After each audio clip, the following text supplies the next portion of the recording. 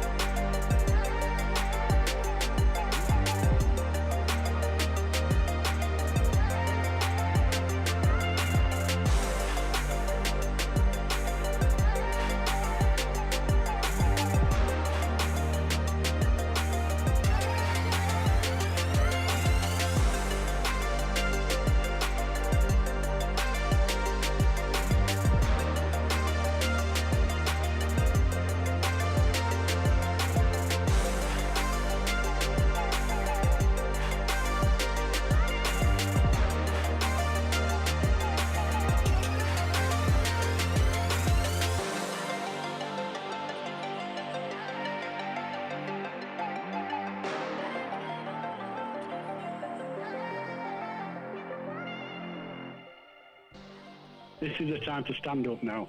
We can't carry on like this.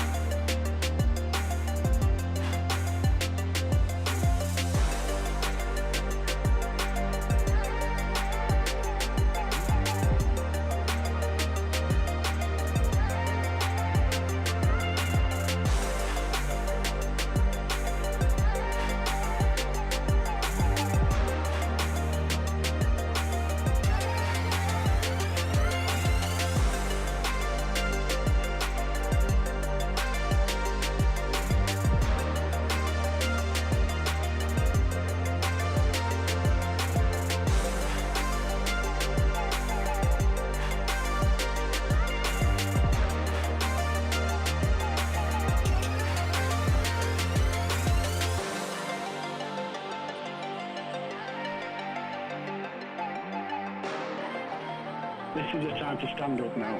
We can't carry on like this.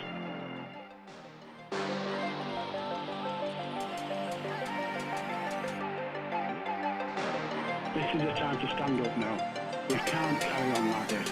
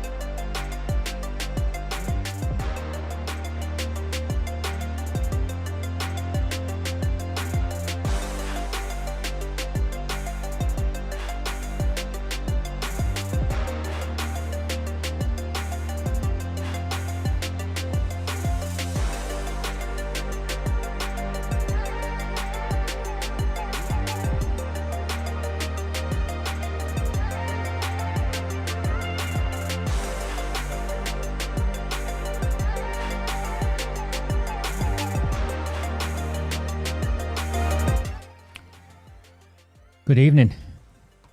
I don't know what to say. I've had a strange afternoon. Spent a big chunk of it actually on the phone to what is essentially a whistleblower. I'm still in disbelief. I'm trying to work out what to share with you.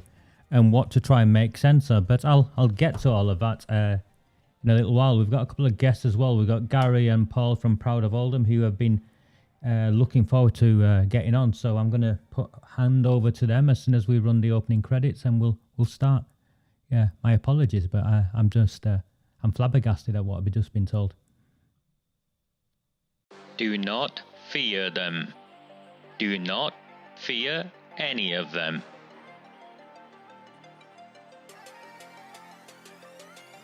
On the 20th of November 2003, James Ignatius O'Rourke McMahon was elected councillor for the Failsworth East Ward of Oldham. Deeply ambitious, he ruthlessly rose to power, and by 2011, he was already leader of the council. In 2015, exploiting a Labour Party loophole, he became MP for Oldham West and Royton. If only the people of the town knew then what they now know. Do not fear them.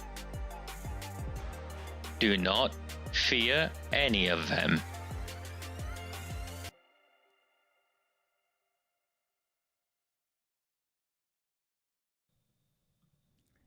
Good evening. It is Sunday the 14th of March. Happy Mother's Day. I hope all of you managed to see your mothers, and with COVID secure and all of those things. And if they're no longer with you, I hope you spent the time remembering how much of a difference they made to your lives. I know my mother is still with me, and I went and sat outside her house for a little while earlier on today with a flask. And my daughter had beat me to it, and her bunch of flowers was much more significant than anything I took, but I still made the time, and I'm sure all of you did as well. Many of you have been asking me why we're on YouTube, and you've struggled to get comments sorted. I think Paul Jarvis has just managed to get his sorted, so I'm relieved one of you have managed to get yours sorted. My apologies why we're on YouTube, but there is absolutely nothing I can do. Earlier this week, I was banned on Facebook for a little while. I had to appeal, and during the course of the appeal, where I was allowed back on, because clearly I had not broken any rules whatsoever, I received an automated warning from Facebook warning that the Recusant 9 page was at risk of being depublished. Now, I am in no doubt whatsoever that senior members of the Labour Party in Oldham and the Oldham Council officers have been desperately trying to get me off air for the last 2 years now. And my understanding of this is because they have failed to have me arrested. The gangsters associated with them have failed to have me shut up. They have failed to take me to court, either civilly or through the criminal means, because everything I have shared with you is the truth.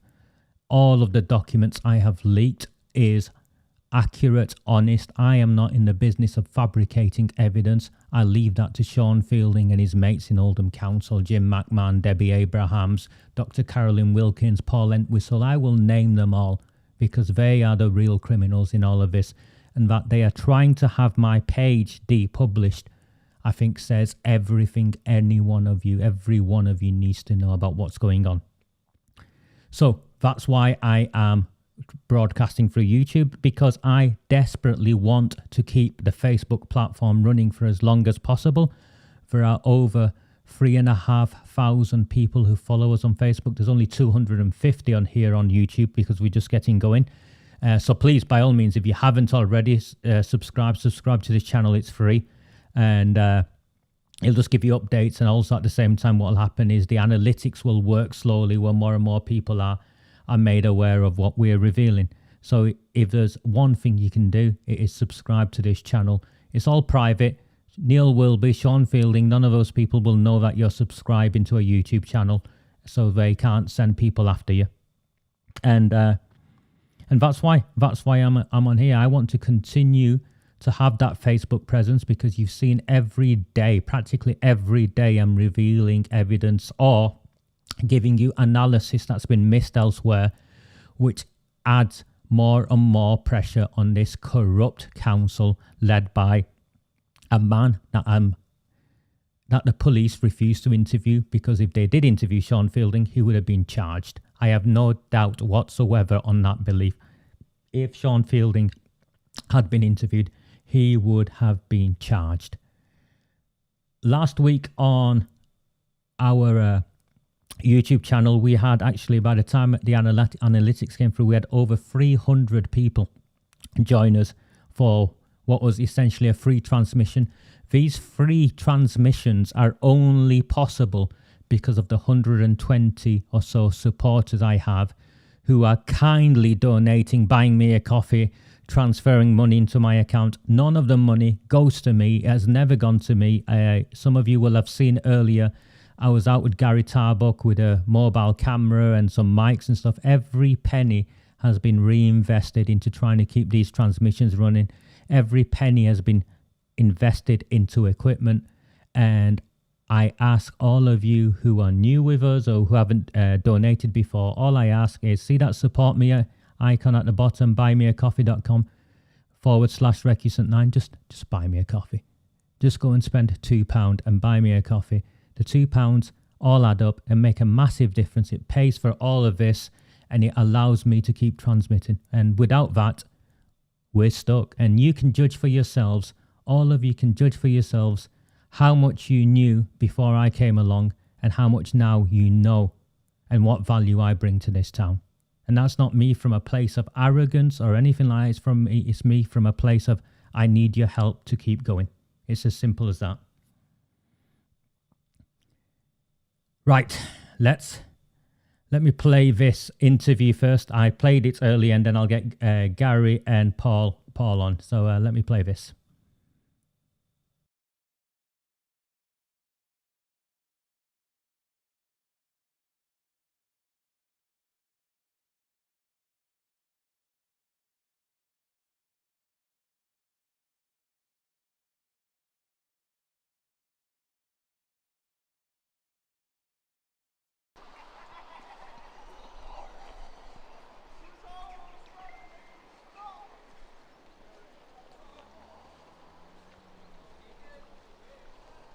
Hi, I'm here with Gary Tarbuck, proud of Oldham and Saddleworth, and this behind him is the latest scandal to hit Oldham.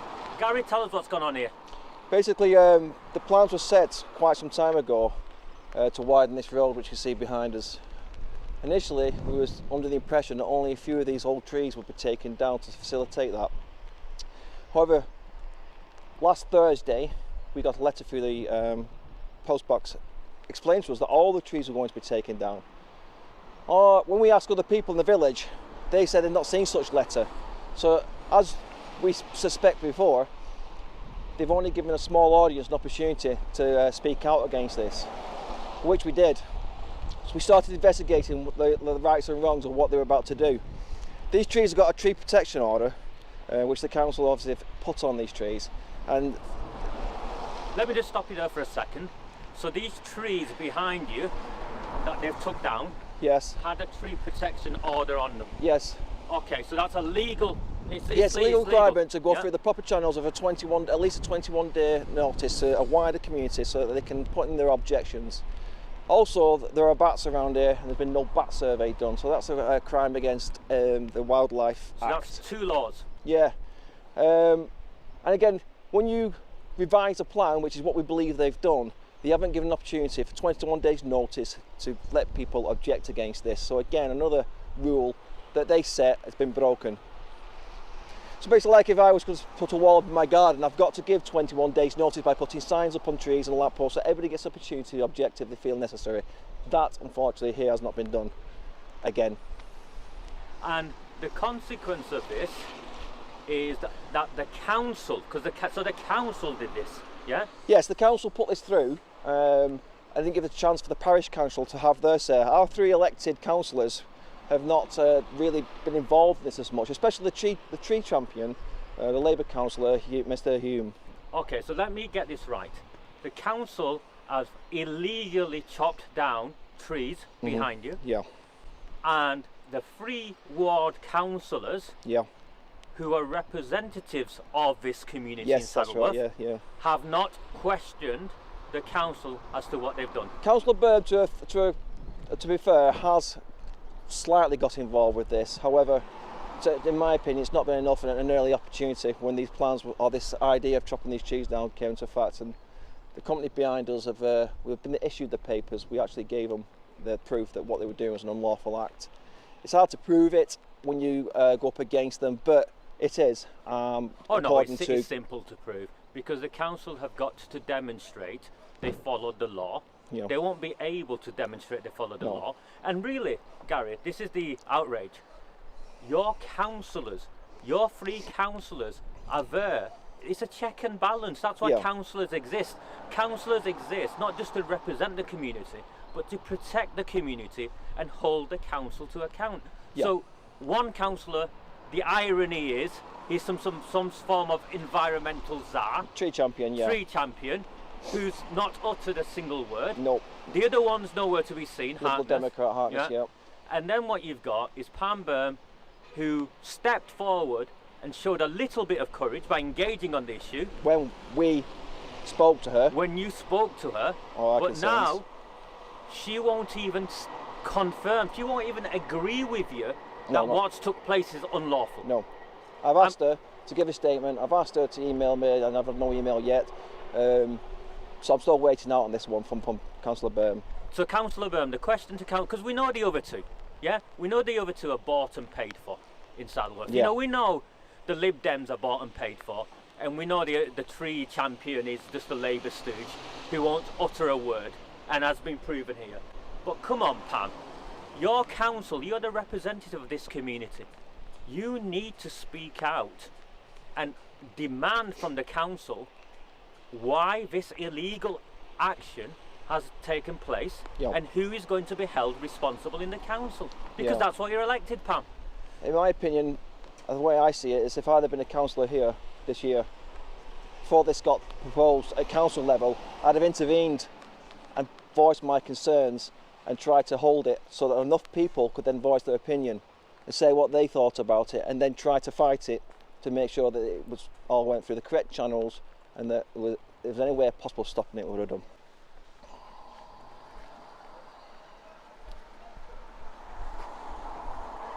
So there you can see what they've done, and it's clear, absolutely clear once again, that the council have played fast and loose with their own rules. They played fast and loose with the law, and most importantly, they've took you for fools once again. They took you for fools so much, but do you know what they did? The council even sent out letters, or Unity Partnership, which is the arm's length body that carries out work for the council. Unity Partnership sent out letters, it seems, with fake email addresses on. I'm not joking.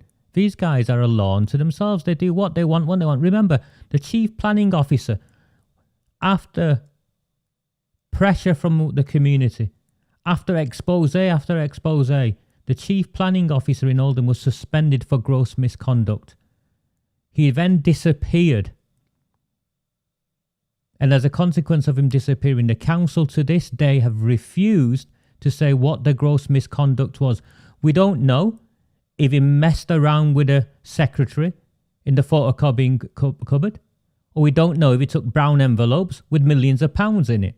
We don't know why he was suspended for gross misconduct. It could have been any of those things. It could have been other things. Do you not think the people of our town have a right to know why the chief planning officer was suspended for gross misconduct? And why a few months later down the line, they're chopping down trees, 100-year-old trees, unlawfully? Let's bring these guys up. Let me press this button. How you doing, lads? You right? Hi, good evening. Good evening, Roger. Yeah, I'm sorry about... So I got these guys on slightly later than I should have, and then Paul just joined me whilst the opening credits were going on.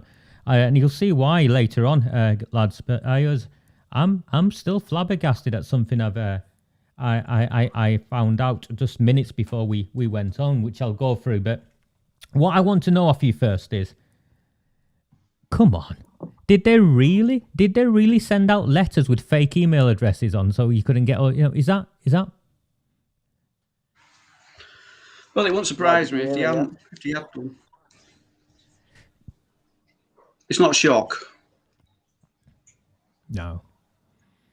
and the unlawfulness of what they've done. I mean, you were there, Gary. You were there, weren't you, when they when they turned up to knock the trees down? Yeah, can you hear me okay, Raj? I can hear you. Got a bit of delay on here. Okay, cool. Basically, what it was is the week before these trees were going to be cut down. These plans have been out for a while, and it came out obviously with the school and all the rest of it. These plans we get, the average, the constituency would look at these and probably not be familiar with it and not understand it. I myself, who can look at plans and see what's going on, to me, the graphics and the printing is so vague, and there's not enough information there provided so that I can actually question what's going on. I ask other people around the area, can you make head and tail of what that plan is? No. So that was like back in October and even before. Then on Tuesday or Thursday, it was this week, something pushed through the door, and I looked at it and saw what it was. It was about the trees at the end of the road. And suddenly, something alarmed me. So again, I spoke to somebody else who's taking interest, who lives across the road from there. And they're saying, no, they're taking all the trees down. Initially, it was only part of the trees. It's part of the road winding in scheme for trying to get the school to fit into Diggle. So we started to try and act. We looked at the plans on there. There's an email to this company, and we sent the email. It bounced back. We tried again, no joy. So we started to try and ring. And again, you go straight to automated machine, 50 in line. So we're clear. Sorry, Gary. So we're clear. You sent an email, and you're an intelligent man, to the actual email address in the letter, and that email address bounced back.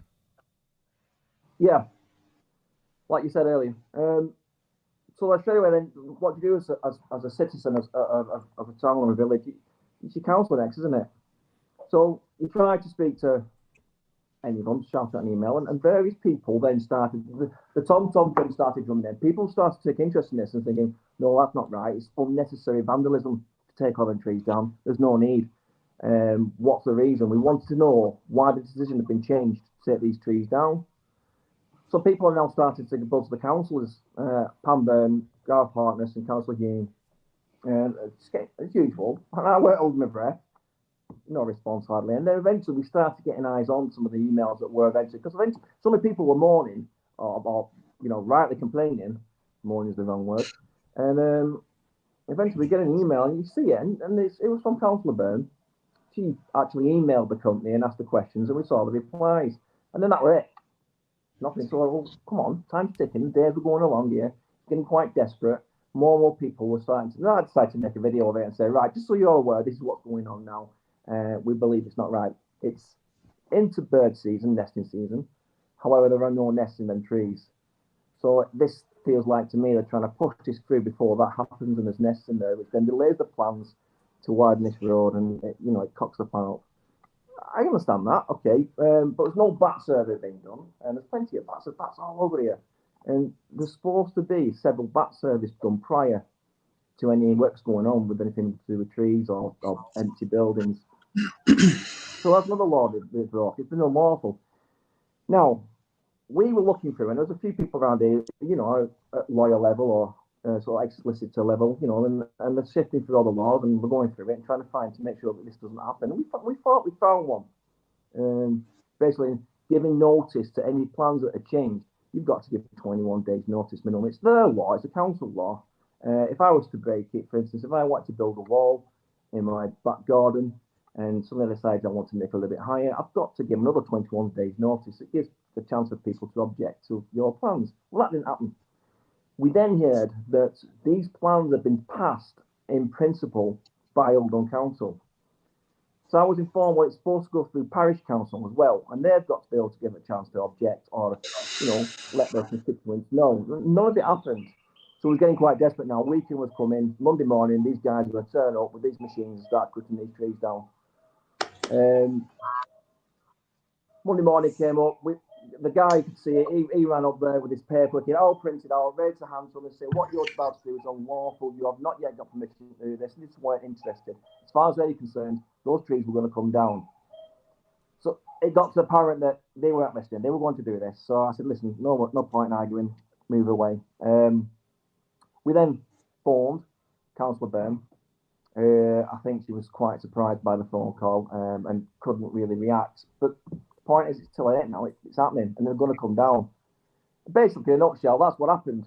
But what I want to do was just to make sure that Diggle, Dobcross, Delft, and the wider Saddleworth community, and if not all of them, were just getting made aware of this, which is what I want to do, because these letters that they sent out that I spoke about earlier, only about 25 given out at least. I can't say I didn't count them on everybody's house because of the current situation.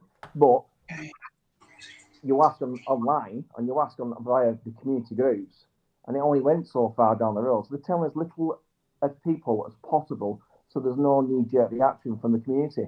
And it continues to happen, this, with everything they do. There's other things that are going on here that we're trying to find out what the plans are. And I won't go into that because, bore you to tears, but it's just getting annoying. This is why I decided, I can't sit here whinging about it and being a windy old man. So I'm excited to stand and see if I can make a difference. Because in my mind, as a councillor, especially I say South, Saddleworth North, and I had something going on. I was at the planning committee, or the guy came out of the planning committee and informed me. I'll be there asking what's crack, what's going on. And it's all been, I thought, I don't like that. I'm sure that the people who live there won't like that. The first thing I do is in my car, and I'll be speaking to the community leaders. Bang this out, let them all know about it, and then give them a chance to come back, speak to me, and then there's the objection, and we can get something going, and then we get people looking into things quickly and have more time than we did for these trees. And hopefully get something in law that we can say, no, it's not right, you're not doing it right, get it done properly, and let's have this done as it should be. It's just no early intervention in the procedure, and it's just sat down their hands. That's how it feels. I think you've thank you, Gary. And so you took a risk, didn't you? You took a risk going there in the morning. The police turned up, yeah. They threatened you with the COVID rules and stuff like that to say, you could be in breach of COVID whilst an unlawful act was being carried out behind you. Yeah. We people walking past the dog. It's early morning. The schoolgoers, the workers going to work. People knew about this. People wanted to know what's going on. And obviously, when you see a bit of a scene on the street, people are starting to close in, and it was getting to the point where it said this shouldn't be happening. So the police turned up, said what they said. People are asking the questions, but how can you push us away when this is unlawful? And I just said, listen, guys, your argument's not here in the street. Your argument's with your councillors. Carry on with your dog laws or where it is you were going, and we'll carry on with this.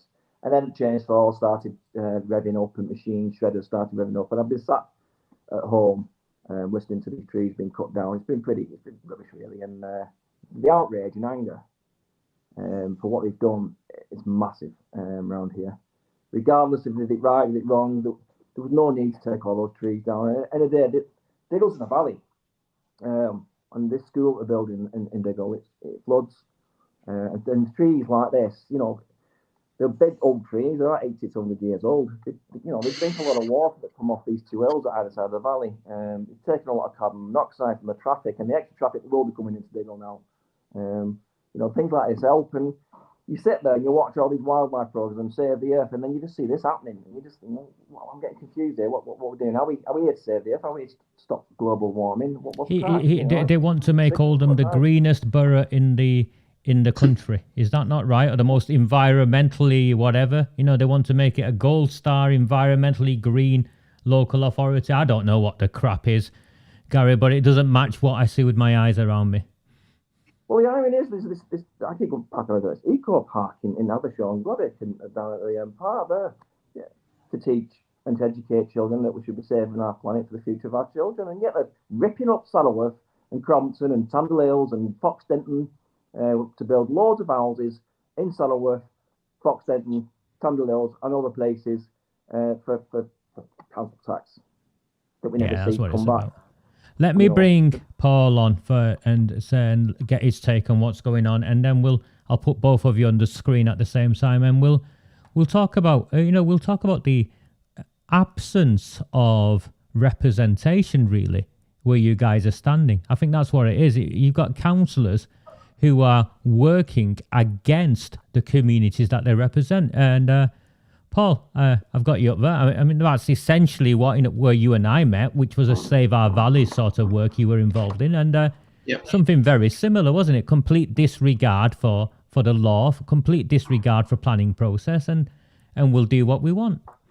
Almost definitely. The Save Our Valleys situation, thankfully, they haven't started doing any building work, and obviously that's due process that we've yet to keep an eye on. But at this point in time, 3 years ago, the battle that first began took absolutely no notice to the infrastructure, the environment, the habitats for wildlife. There was no environmental impact assessment. Sorry, Paul, just a second. I know, just so I get this in right at the beginning before I forget, I know Jane Barker, who they then went and attacked and tried to have her sacked and made a whole host of malicious lies about her. It was because she managed to register the Knowles area as an ancient woodland. So this isn't just hundreds of years, this is thousands of years. Yeah, definitely. We are talking about thousands of years of ancient woodland, and even now the next planning stage has gone through in terms of the link road, and we have to make our objections based upon that ancient woodland, because soon as they start to create this ancient woodland, this road, this link road, and then they create the culverts and they do everything in order to create that ancient woodland will disappear. And I suspect a tree protection order or trying to remove that status will be part of the plan. The local authority will try and make that ancient woodland status disappear. I'm quite sure of that. And they'll bulldoze it. And then the answer from the tree champion will be, as was said to me 3 years ago, and then he blocked me once I questioned it, will be, it's fine, because every tree we knock down, we'll put 3 saplings in its place. I saw this nonsense. I saw this nonsense posted by that disgraceful MP you have, Debbie Abrahams, where she was forced to respond to genuine concerns expressed by her constituents, and she avoided the unlawfulness of what the council had done, tried to insinuate that what happened at a local level wasn't an MP's business, but what happens in Kashmir is her business, but what happens in her own constituency isn't.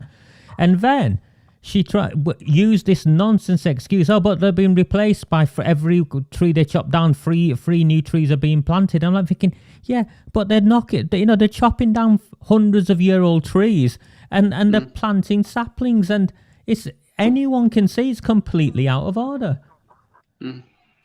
So my question to the tree champion was, right, fair enough, you're going to put 3 to 1, that's fantastic, but can I ask, the space that you are now going to obliterate, obviously they'll have a road through it, or in terms of this, what road widening scheme in Diggle, if there's a premium for space, where are you exactly going to put those 3 saplings? In the middle of the road, in the middle of the central reservation?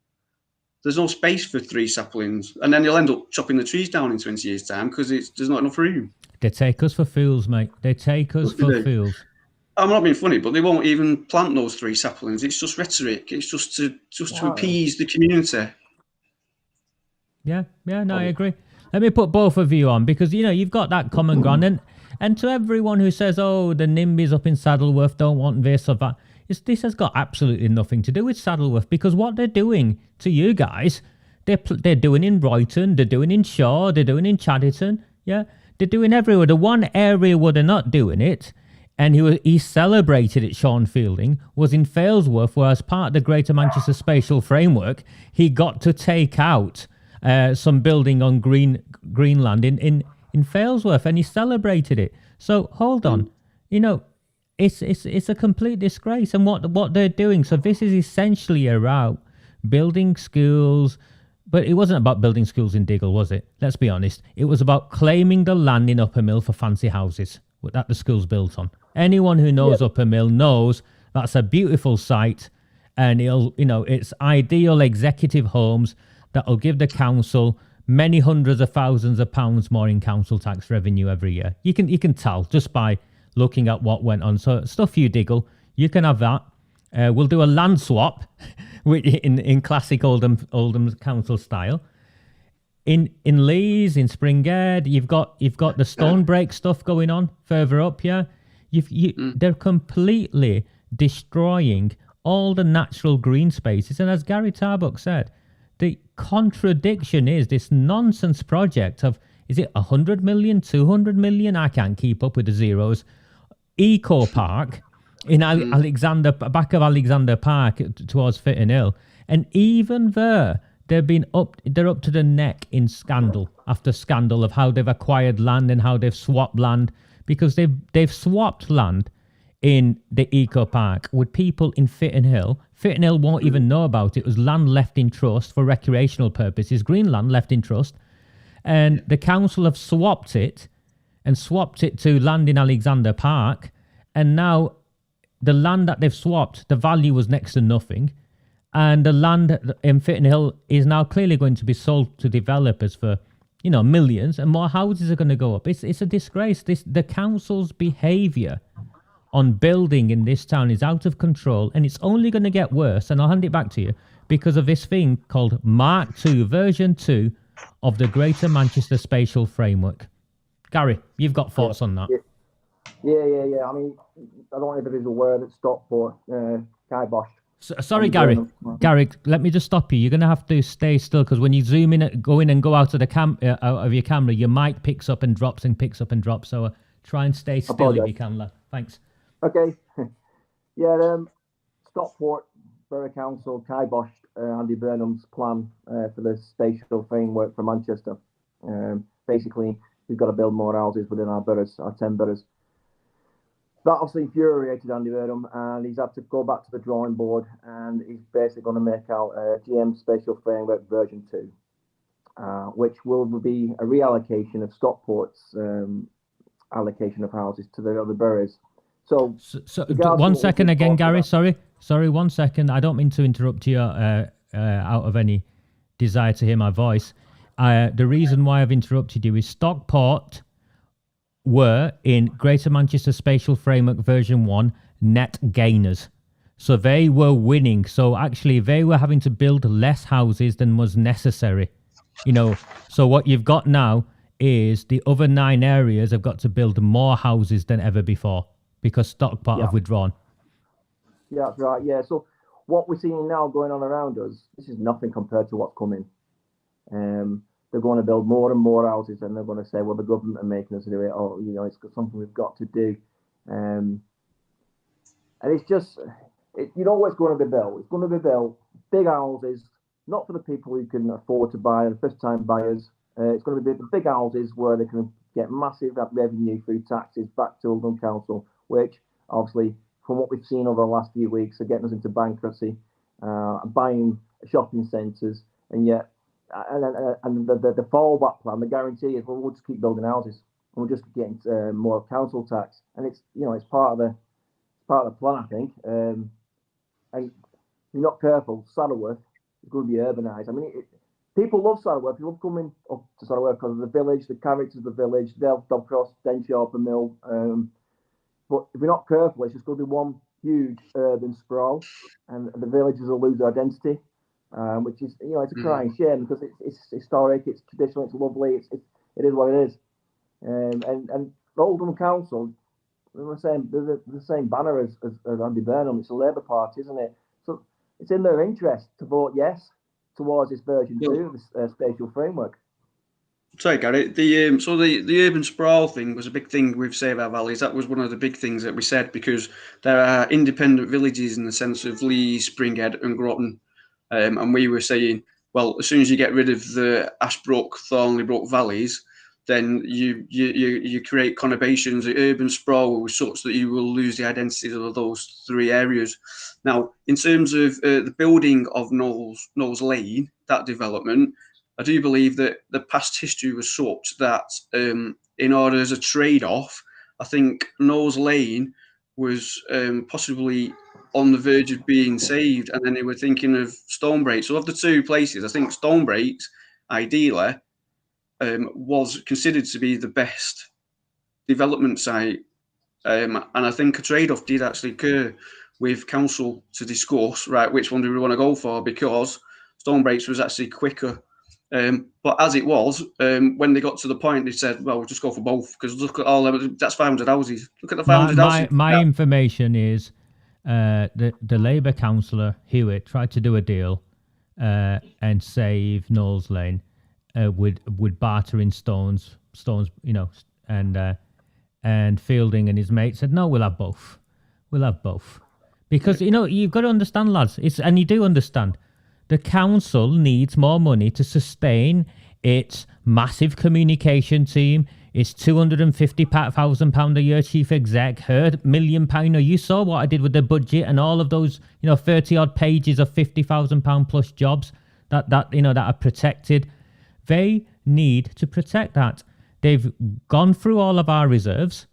They've borrowed money hand over fist, and they need more money. And the only place more money is going to come from in this town is not building the houses we need. They're building the houses that will give them the most money and at the same time take up the least level of resources. So these £500,000, £600,000 houses with the maximum rate of council tax also has the least dependency on council-run services. Yeah, it's a win-win for them. So who cares about the greenbelt? We have got plenty of land.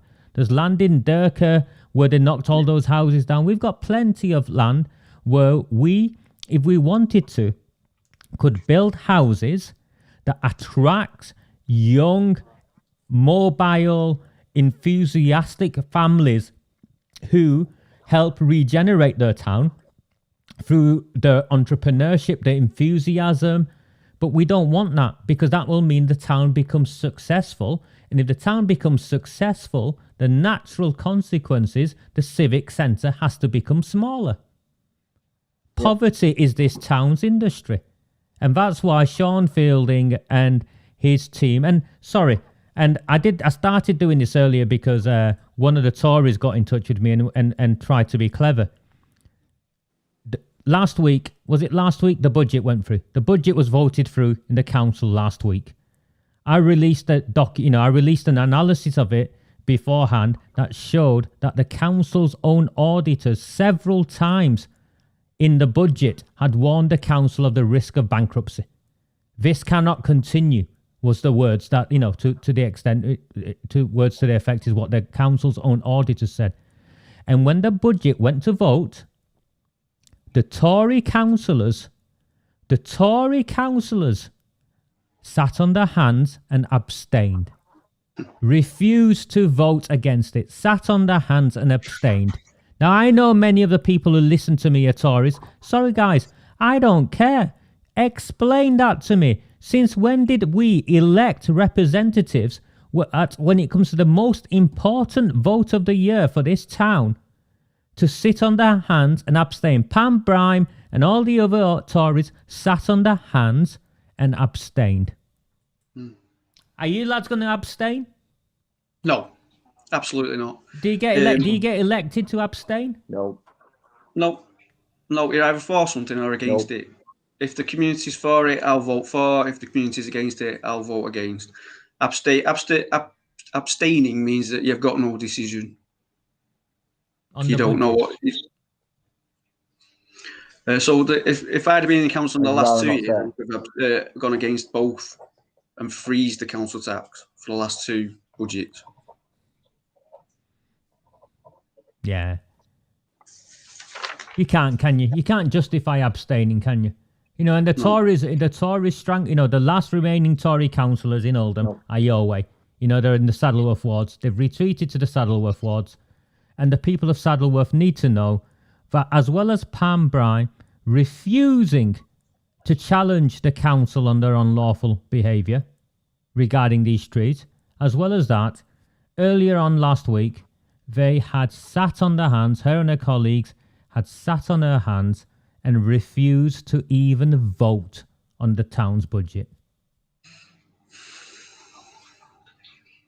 It's unacceptable. It's unacceptable. You are the representatives of the community. If you can't portray that decision, there's no point in being there. You need to have people who are prepared to do that. If you're not gonna make everybody happy, but then you've at least got to show a decision. Yeah. I mean, Lynn's just put up a post, and I agree with her. Abstaining Simple. means A they're council there absolutely is the voice of people. gutless. Paul? Councils are there for the voice of the people. Can you hear me? Yeah, I can hear you, Gary. Go on. Sorry, I'm confused there because the picture keeps.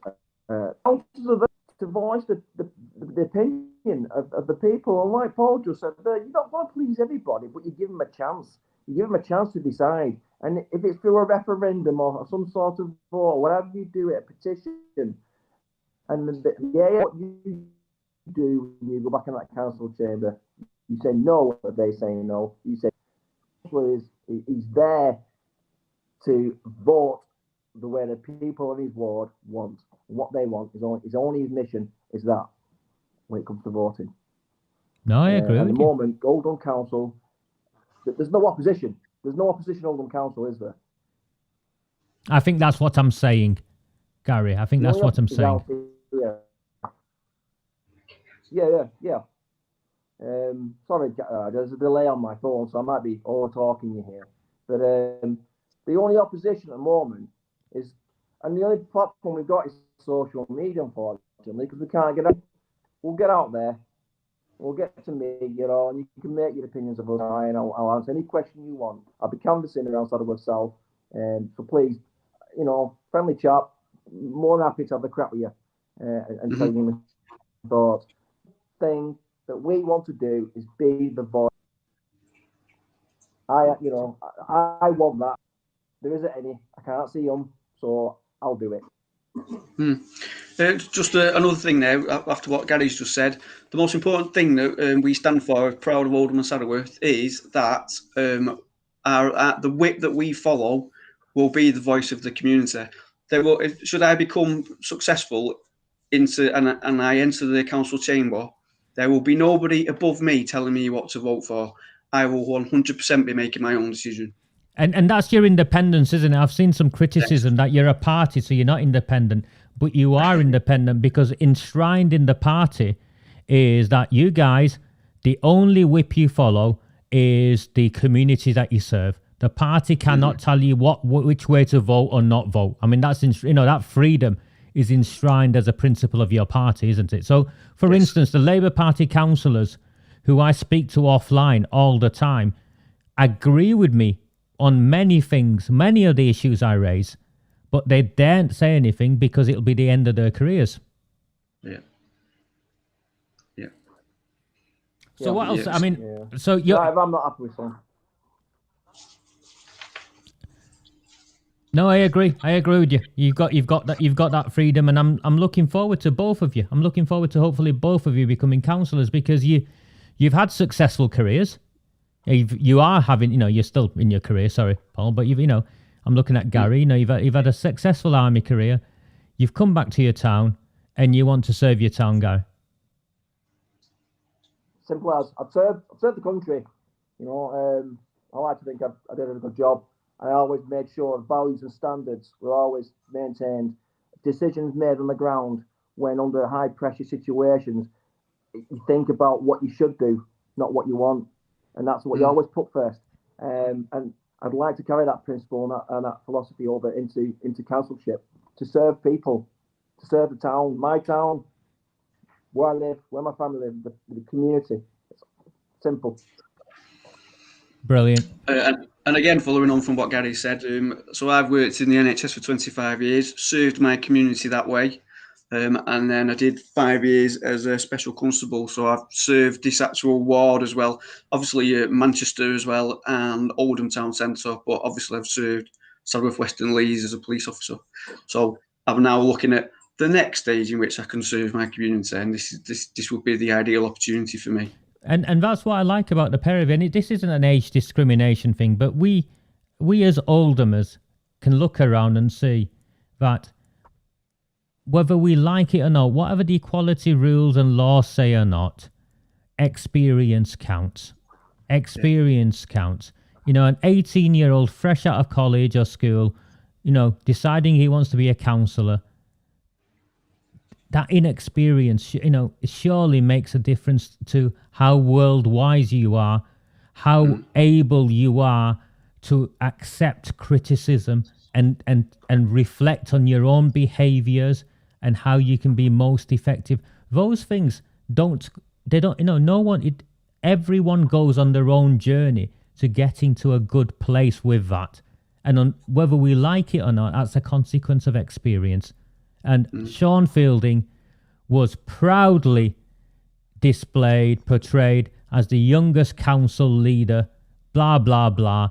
And we've seen the consequence of his behaviour because he is the youngest council leader. No. Are they back in school yet, Gary? Have you finished your homeschooling duties? Yeah, that's pretty tough, that, man. Yeah. I mean, Tell me about it. In the army, young lads coming through with all sorts of backgrounds, and you have to find a way to motivate them through different approaches to your teaching method. Complete different experience with a 5 and 6 year old. Really, really tough nut to crack. But we got there. A lot of bit lips and bit tongues. It was very difficult. But that's what I'm going to say about the young me. When I join the army, you get a chance to make all your mistakes, and luckily you don't get too much trouble. And as you go up through the ranks of the army, you start to be in charge of men. So like section commander, corporal, 8 men, platoon sergeant, 35 to 40 men, a colour sergeant, a company, and then company sergeant major, 150 men. And you've always got to think about your men and your mission. Your men's morale, keeping them happy, but the mission, focus on the mission. And that's the way I look at everything in life right now. It's about do what you should, set the example, so that no one can come at you and point to you and say, well, you did it. I'm always stuck by that. It's always served me well. I do it with my kids now. I wouldn't ask them to do something that I wouldn't do. And if I want to do it, I'd do it first. Good principles. I've always brought that principle with me, and I just think sometimes some of these counsellors, especially some of the young ones now, I look at some of the things they're saying, the mistakes they're making, and it's depends what you want. At some points, I think it's stupidity and ignorance. At other points, I think it's arrogance and petulance. But it reminds me of my daughter sometimes, when they're misbehaving. Some of their behaviour is just childish. It's just absolutely childish. Sean Fielding was on record this week of stating that he's not going to make any apology for taking risks. But he's took a £68 million risk with purchasing spindles after blowing £100 million in borrowed money already. He's counting on the government. He's bought spindles and he's counting on the government to give him £41 million. And if the government don't give him £41 million, he's £68 million short. If the government do give him £41 million, he's £27 million short. And he's submitted his plans, lads. This is him taking the town for fools. 2 weeks ago, he put out a consultation. The people now own spindles, and we've launched a public consultation of what do you want to do with it. And remember, it was the people spindles. Yet it's emerged that whilst launching his consultation of what we want to do with spindles, his council have already submitted plans for £41 million. So they already know what they want to do with spindles. Or is it, have they calculated £68 million on the back of a fag packet? They take us for fools. He takes us for fools. We've seen it, and we've seen it all the time, and I'm definitely seeing it. Paul's seeing it, and you take us for mugs. I'm sorry, no, we're not that stupid, Mr. Fielding. We are not that stupid, and now we're having enough. It's time to stop. I think the thing that this risk, who's at risk? He ain't at risk. No, he'll walk off into the sunset, and we'll be stuck with it all. Here. Well, the thing that gets me is how it's beyond belief how they just get away with it. It seems like they're just so arrogant. It's like, well, we've got away with it again. We've done it again. It's like, Paul, they've got away with it. My friend Moyeb and I have this conversation regularly. They get away with it because they've always got away with it. Until we came along and created a space where we started to openly challenge them and stand up despite of their allegations that we're far right activists and all of that, and not go away. Like, you know, you swing at me all you want, lad. I'm not going to go away. And they've got away with it because they've always got away with it. Now, Kerry's put something up, and I agree with Kerry. Kerry, it's not all to do with age. You know why it's not all to do with age, Kerry? Because I was advising prime ministers at 27 years old, so I accept it's not all to do with age. It's to do with attitude and humility and how you enter a space.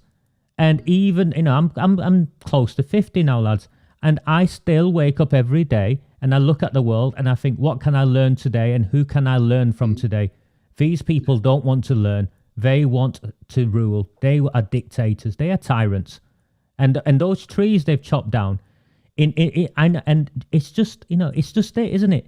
That is just an example of how they are completely. You know, you can encapsulate everything that's wrong in this town with the way they behaved in Diggle. It's a small thing, isn't it? It's a small thing, but it's just a small thing of what they're doing at a larger level. And at the moment, I can only do so much as a person, as a citizen of Saddleworth. I can just bang it out there, let them know what's going on. You know, I want to get in that, and I want to stop it in the chambers. It's the only place, lads. It's the only place I can raise awareness as much as I can, and I'll carry on doing it for as long as I can. But the only way this town is going to change is for the people of the town to roll up their sleeves and do one thing: go and vote. Just do one thing: go and vote. See, to me, Rajo, it's the common sense approach is 9.5 million for swindles, whatever, or spendles, whatever you want to call it. Plus stamp duty and on costs. It's closer to 12. Exactly. So if you look, so if you're looking at £12 million, yeah. And then if you look, and then if you're looking at all the, like you said before, £50,000 to £250,000 salaries for people to tell us there's no budget for anything, it's like, well, there is, because we can have your wages. That's budget. If you think about the things that affect people's quality of life in the borough, and especially in the ward that I'm fighting for, one of the things is fly tipping. Fly tipping absolutely destroys people's lives because they wake up in the morning and go, their heart sinks, and they see all this rubbish and waste that's just been dumped. Now, that money could quite easily provide employment in the borough to get rid of, to create fly tipping task forces to get rid of all this stuff. We can have regular bin collections instead of every 3 weeks. That money could go to that, improve everyone's quality of life. And once you start improving everyone's quality of life, everything will follow. You don't need to own a shopping centre to improve somebody's quality of life.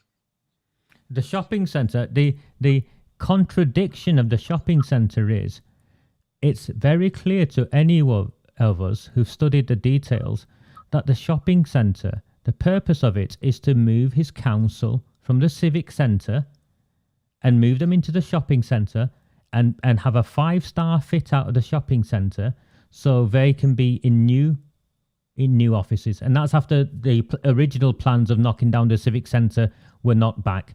During a time of austerity, during a time when we're cutting youth services, the Rotary clubs, all of the Rotary clubs wrote in disgust to the council at the cutting of funding for Madlow.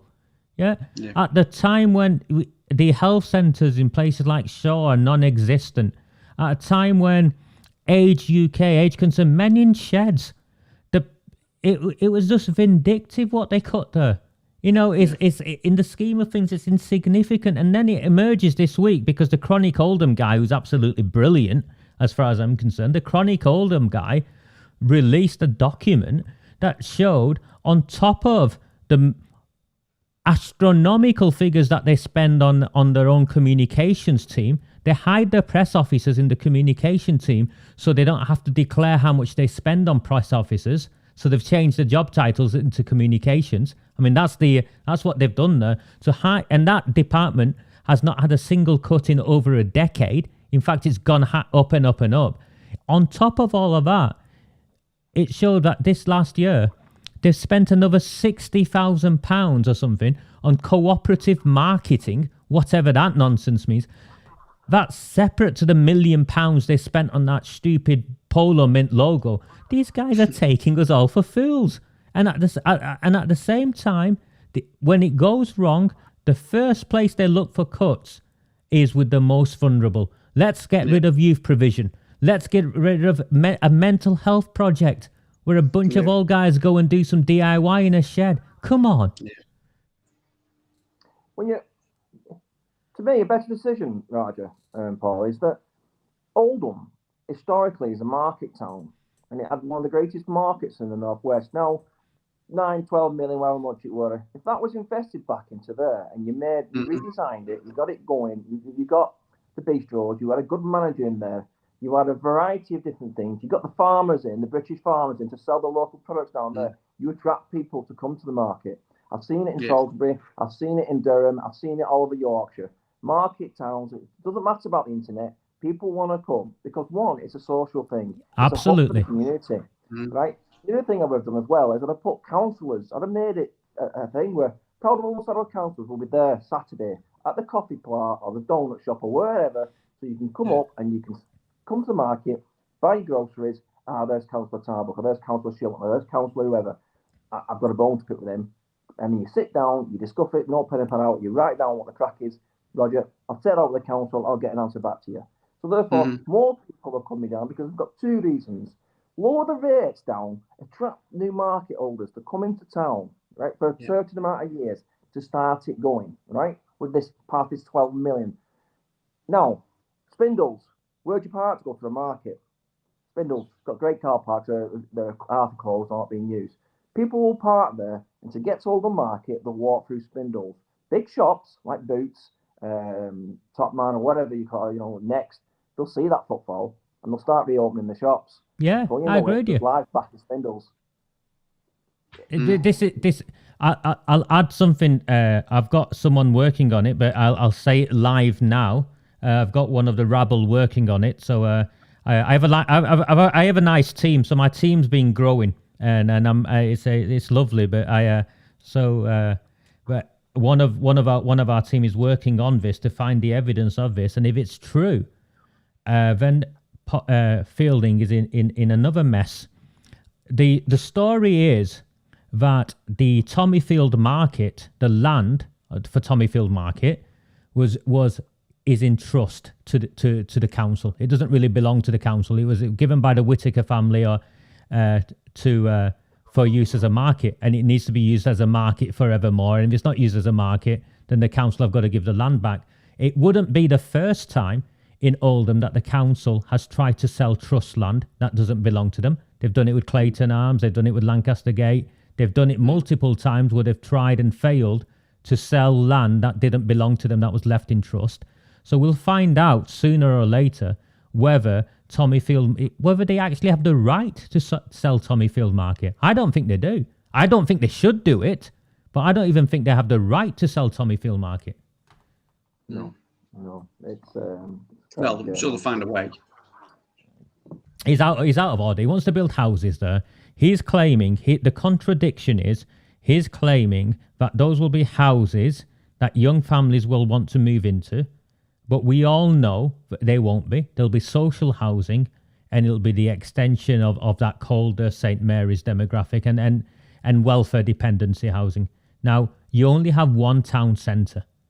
I have nothing against welfare housing and supporting the most vulnerable. I've got, but we've got land in Durka. We've got land in places where we should be building houses. Yeah. It's not like there's an absence of land. We've got lots of land where 10 years ago there were houses. This isn't even brownfield sites. This is land that used to be houses. Yeah. It appears to me they're trying to kill off the town centre. They've slowly strangled the market. It looks like they're aiming towards Spindles now, and that's going to just fall off. The market's not going to survive with TJ users, and like it's been suggested, they're going to refit it into the council building offices. So what's left after that? You've got Yorkshire Street, Union Street, down to Mumps. Mumps is, well, nothing. It's not what they wanted it to be, is it? Well, the 5-star, the Marks and Spencers is a Lidl, which is yet to be built, but it's a Lidl. And the hotel is a travel lodge. Oh, yeah. Come on. We should have Marx's in Spindles. We should have all the big names in spindles. Well, like the problem is, come on, Paul.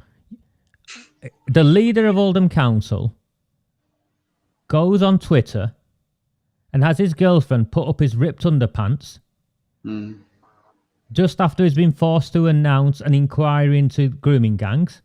Yeah. He makes a series of blunders and embarrassment, embarrasses himself, embarrasses the town. He goes on holiday during COVID when the town is top of the COVID chart. The chief executive of the town runs away and is allowed to go on secondment when the town needs it the most. You hire 2 deputies, one who was found guilty of gross misconduct in the police, the other one who comes from a council where her name is all over a report of what is essentially millions of pounds worth of fraud. And you're going to come and invest in this town if you're a big business with this leadership? Companies do due diligence, don't they? And they have a look at the council and see what they're like. And if they're a bunch of clowns, I'll come nowhere near you. How can you attract industry into a town when you've got a council that's operating like that? Put money in people's pockets, get disposable income going, generate an economy within the town. Let's get the profile of Oldham back where it should be and not where it is at the moment. Bottom of every list, and they said a word then, that's going.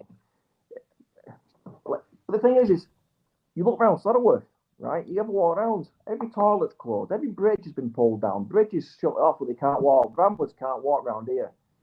What is it, 20 million, I think is estimated, that comes out of Saddleworth in taxes. That's like 200 million over 10 years, 600 million over 30 years. You tell me round Saddleworth where 600 million pounds has been spent in either Saddleworth Lees and West, Saddleworth South, or Saddleworth North. Well, it hasn't, has it? It hasn't. Look at the state Gary, of roads. Look at the Gary, pavement. it hasn't, because, it's a cash cow.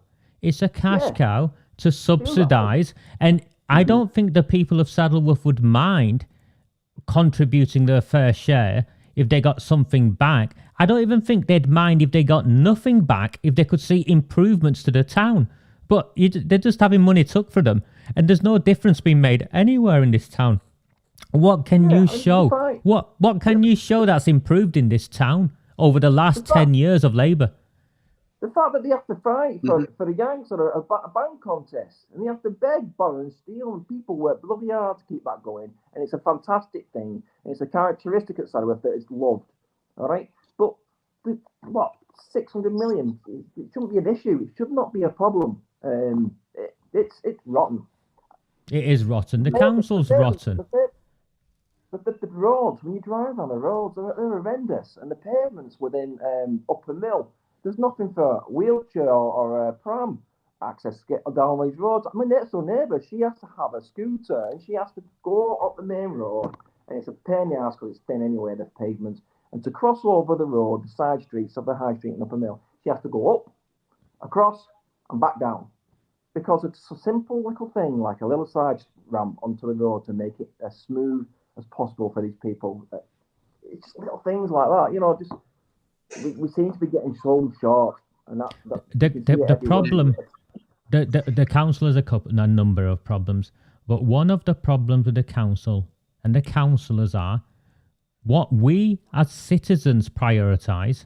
They have no interest in, because they want to make careers for themselves and use their role in Oldham, whether it's as a council officer, as a councillor, as a stepping stone. It's what Jim McMahon did after blowing millions. He knew none of those schemes were going to work, but they made headlines. And by the time everything unravelled, he was already MP.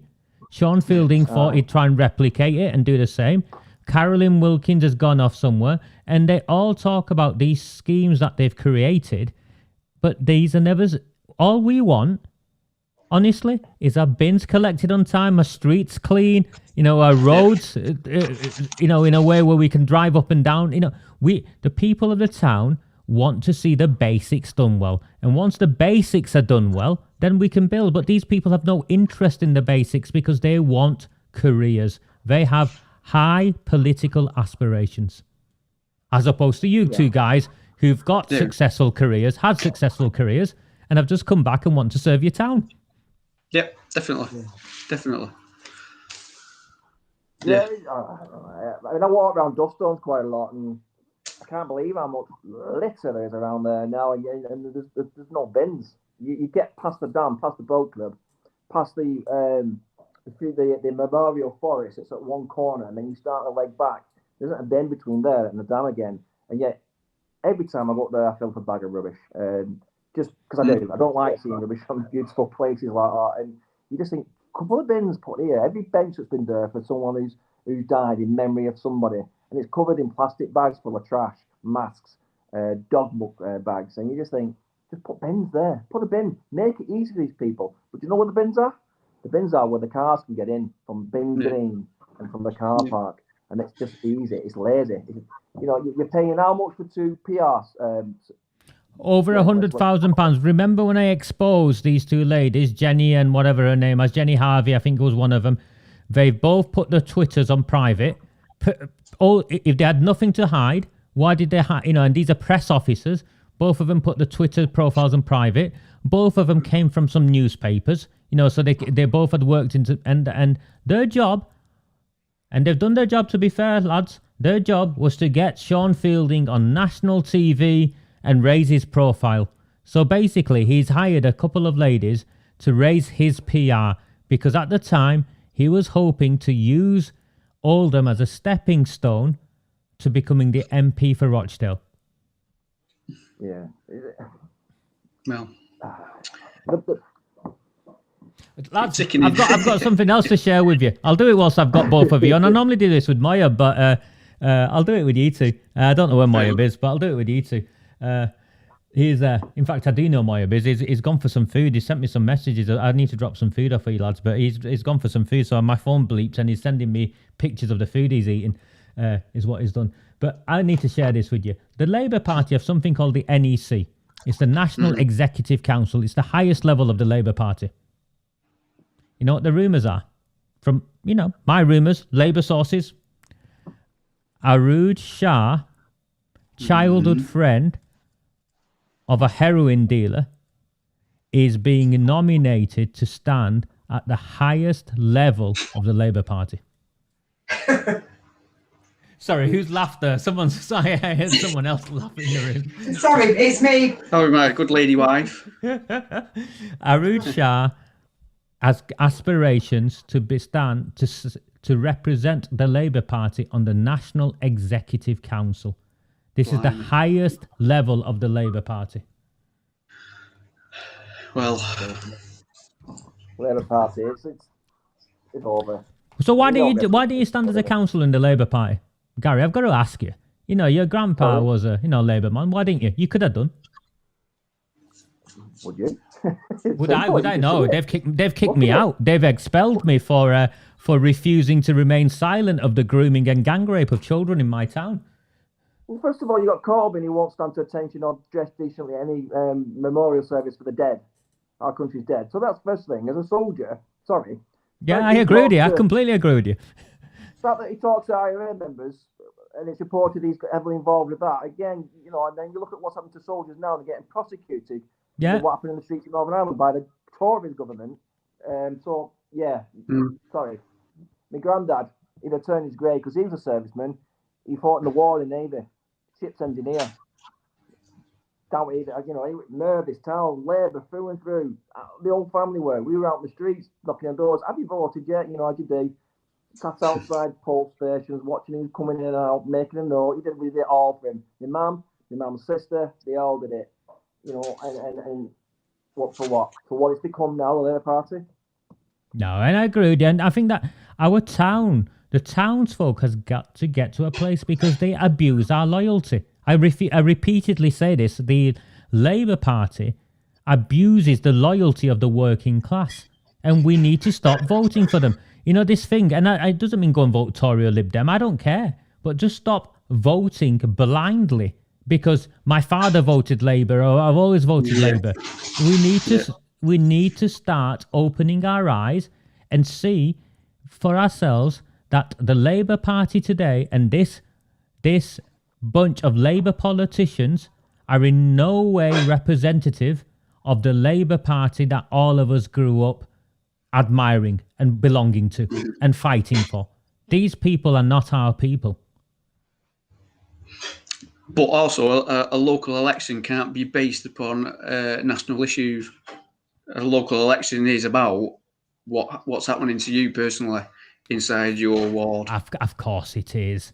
Of course it is. And I agree with you. And I'll vote. You know, I urge everyone, right from the beginning, I've been with you guys. I urge everyone to vote independent, to vote for you guys. And I look at the young Tories. I look at some of my friends in the Lib Dems.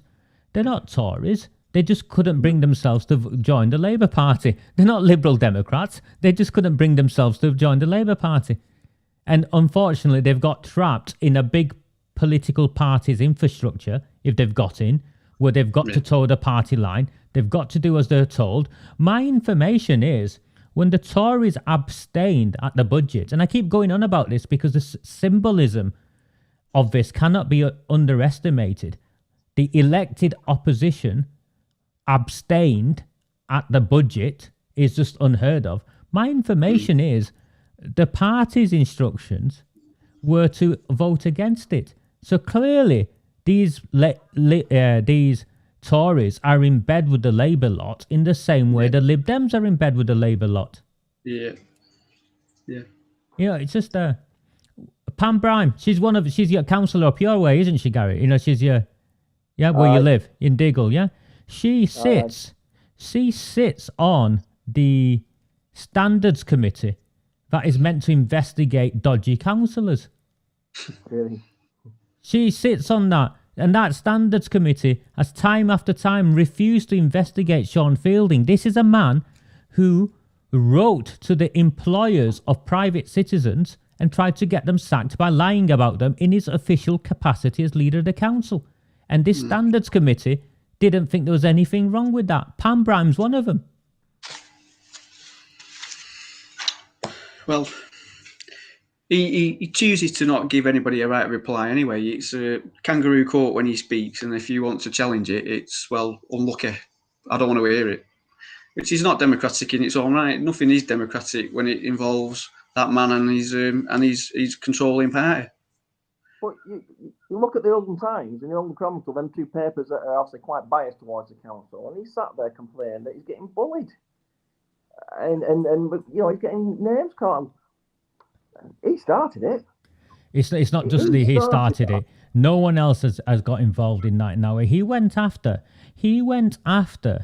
a young woman whose only crime was that her father is standing against Sean Fielding. Yeah. This young woman has never said a single word in the public space to criticise anyone. She's a lovely young lady. And he phoned the head teacher at the school and made a series of fabricated malicious allegations in his capacity as the leader of the council. And the Oldham Times, Gary, I'm glad you brought it up. I might as well go through it with you lot. They ran that headline article of the leader of Oldham Council, Sean Fielding, with his photograph wearing his Vans trainers, looking a scruff. Yeah? Sorry, you're the leader of the council, right? You have a responsibility to present yourself in a certain way.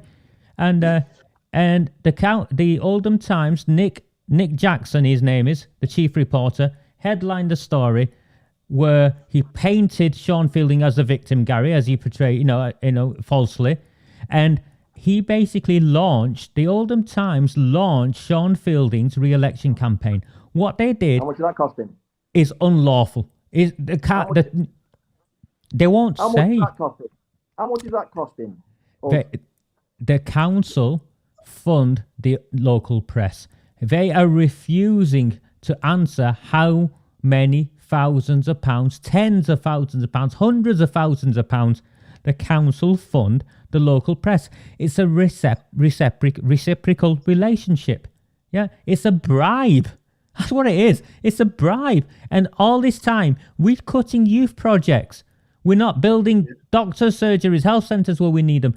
We're cutting projects that support elderly people towards the end of their life, where they can have a bit of laughter and enjoy the company of each other. In that Men in Sheds project, we're cutting these projects. Sorry to interrupt, Raj. I've been to that Men in Sheds in Greenfield, and I had a walk around and looking at it. It's a fantastic workshop. I love it. I love them. And they cut it, Tanner's Mill. Yeah, I love them. I think it's a disgrace. It's a disgrace. I go to Madlow. I remember when Madlow was created. Now, I struggle with Madlow because I think youth provision should exist at a neighbourhood level. So every neighbourhood should have a youth club. It shouldn't just be in one. But whatever I think of it, Madlow is a first-class facility. Yeah. And they're cutting the funding of a first-class facility. They've introduced, Gary, they've introduced stealth taxes. The Tories sat on their hands whilst they've introduced a stealth tax, so it'll cost you more to bury your loved ones in those waterlogged graves, and it'll cost you more to feed your children. They've introduced stealth taxes in that budget whilst they are funding the local press, who in return are providing Sean Fielding with a free PR piece of him launching his re-election campaign. Aye. But yeah. No, Mark Birchall is asking the question. It comes out of his election budget, surely. No, Mark, it doesn't. It comes out of your pocket and my pocket. They'll have circumnavigated, because your election budget, what's your election budget, guys? What are you legally allowed to spend? Something like 800 quid, 900 quid? Yeah. 800 quid and then £804. £806 plus 7p per eligible voter. Well, I'll tell you right now, a front page advert in the Oldham Times will cost you more than 800 and something quid. You know, of that magnitude, where you can paint yourself as a victim, unchallenged. You know, this is the same Nick Jackson who knows that what Sean Fielding has done to his victims, but there's none of that. It's such a one-sided puff piece. It should have said advertisement. It should have said party political broadcast rather than presented as news. Yeah. Well, we're going to be looking forward to our every single candidate in the borough is probably going to be on Oldham Times, but we'll look forward to it when it happens. Well, Lewis Quigg, the chairman of the Tories, and I have time for Lewis, but he must be naive. He put a post up a couple of days ago where he says he's been given guarantees by the Oldham Times. Has he yet been given guarantees? You know, yeah. Lewis, I'll donate 100 quid to a charity of your choice if the rest of these candidates get the same sort of footprint in the Oldham Times as Sean Fielding has had. Yes, Charles Garrity, they are putting up school meals. They're putting up the cost of school meals. It's a stealth tax. Unbelievable. And the hypocrisy, lads. The hypocrisy is when Marcus Rashford was doing his thing, yeah? And I agree. No, I admire Marcus Rashford. I'm a Liverpool fan and I admire him, because he didn't have to do what he's done. There's no need for him to do what he's done. But I admire the lad. And they all used that as a political football and said, look what the evil Tories are doing. And the first chance the Labour Council in our town, the so-called Socialist Labour Cooperative Council, the first chance they get, they introduce a stealth tax that will actually only be paid by those who live on the cusp of benefits. You know, the ones who will be affected are the ones who just get by enough where they pay for their children to have school meals rather than have free school meals. And those are the ones, the hard-working families are the ones who will be hit the most. Stealth tax. How can that be a Labour Party? It's not, is it? It's not, is it, Gary? It's not the Labour Party I recognise. The people have got to wake up to this Labour Party. The one in Oldham, they've got to wake up to this Labour Party in Oldham. Its policy is poverty. Poverty equals votes. Yeah. They depend on the council, on subsidies and benefits and all the rest of it. They'll vote for them because they'll champion that and say, look, this is what it's like a dog. You starve a dog and you feed it little bits. It'll do what you want to do. You know what I mean? You keep them hungry and you say, well, make sure you vote, make sure you vote, make sure you vote. And plenty to see what's going on, isn't it? I agree with you. I agree with you, Gary. And I think what's clear is the business model in this town is to increase the levels of poverty. So if you're if you're entrenched in poverty, let's make sure that you never get out of it, make you more and more dependent.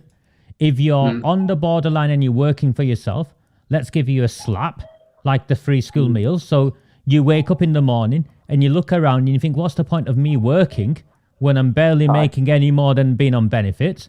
And then, and I'm not a racist, but it's clear to me, it's to attract poverty into the town. So you're attracting poverty into the town. And finally, you promote the town to outsiders because it's poor. So as Jim McMahon did, he promoted the town to businesses outside. Come to Oldham. It's where the labour is the cheapest in the country or something. We the labour rates are really, the salary rates are some of the lowest. And what Sean Fielding has done in Royton, or he's trying to do in Royton with his Labour Party, they all knew about it, they're not stupid, is to build an incinerator, the height of the civic centre, to bring rubbish in from all across Greater Manchester and beyond. And you guys would have seen the Channel 4 Dispatches programme. You'll have seen what those incinerators are. They kept that hidden from us. That incinerator is right on the border of the three wards, Crompton, SHAH and Royton South. If you're a Labour voter in them wards, you need to think about this when you're voting. If you are a Labour coming through, you need to think about what they want to do to Royton, or what they're proposing to do, because that will affect you all. It's huge. And it's the size of it.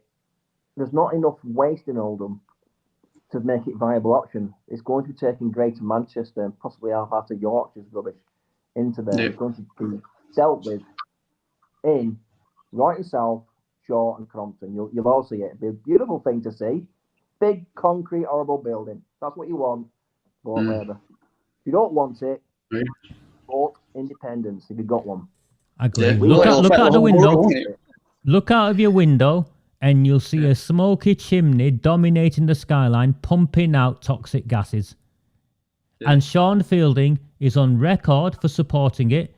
His Labour Party politicians who control the council have sat on their hands, and the only ones that have come out in token opposition are the ones who know they'll be adversely affected by it. But it's a joke. It's just a pretend opposition. Because Sean Fielding has already said it's not about Oldham. It's not just about Oldham. And he is Andy Burnham's boy. Andy Burnham has protected him. Andy Burnham has given his girlfriend a job. And in return, Sean Fielding will do as he's told. Yeah, but you can't be an environmental trailblazer if you then create Chinese-style smog going over Duffstones. How does that work? Think about the lorries. Think about the trucks coming in down Salmon Fields New Road and Shaw Road and Manchester Road to that, wherever it is. How many more HGV trucks are coming rattling down your road when that's built? Well, they'll have to reinforce Oldham Way. Well, the roads are in clip state as it is, isn't it? You know what I mean? Imagine that adding to the volume in your tarmac and your roads that they cheaply do every flipping year. Yeah. Lads, I could go on, but I think I'll call it quits there. I'd love to have you again closer to it. So have you started knocking on doors? Yeah, have you got your leaflets? Have you? How does it work? Have you? I mean, I see a leaflet behind you, so I'm smiling at the strategic placing of Paul Shilton's leaf. Not you, Gary. It just happened to appear. I don't know what you're on about. It's like it's like magic. It just appeared. It's like the authors that they interview on the TV, and then the bookshelf is just all strategically placed with their own, with their own. So I saw the leaflet behind you, and I smiled. And the ex-army guy has got a series of knives and God knows what else stuck on his wall behind him. So.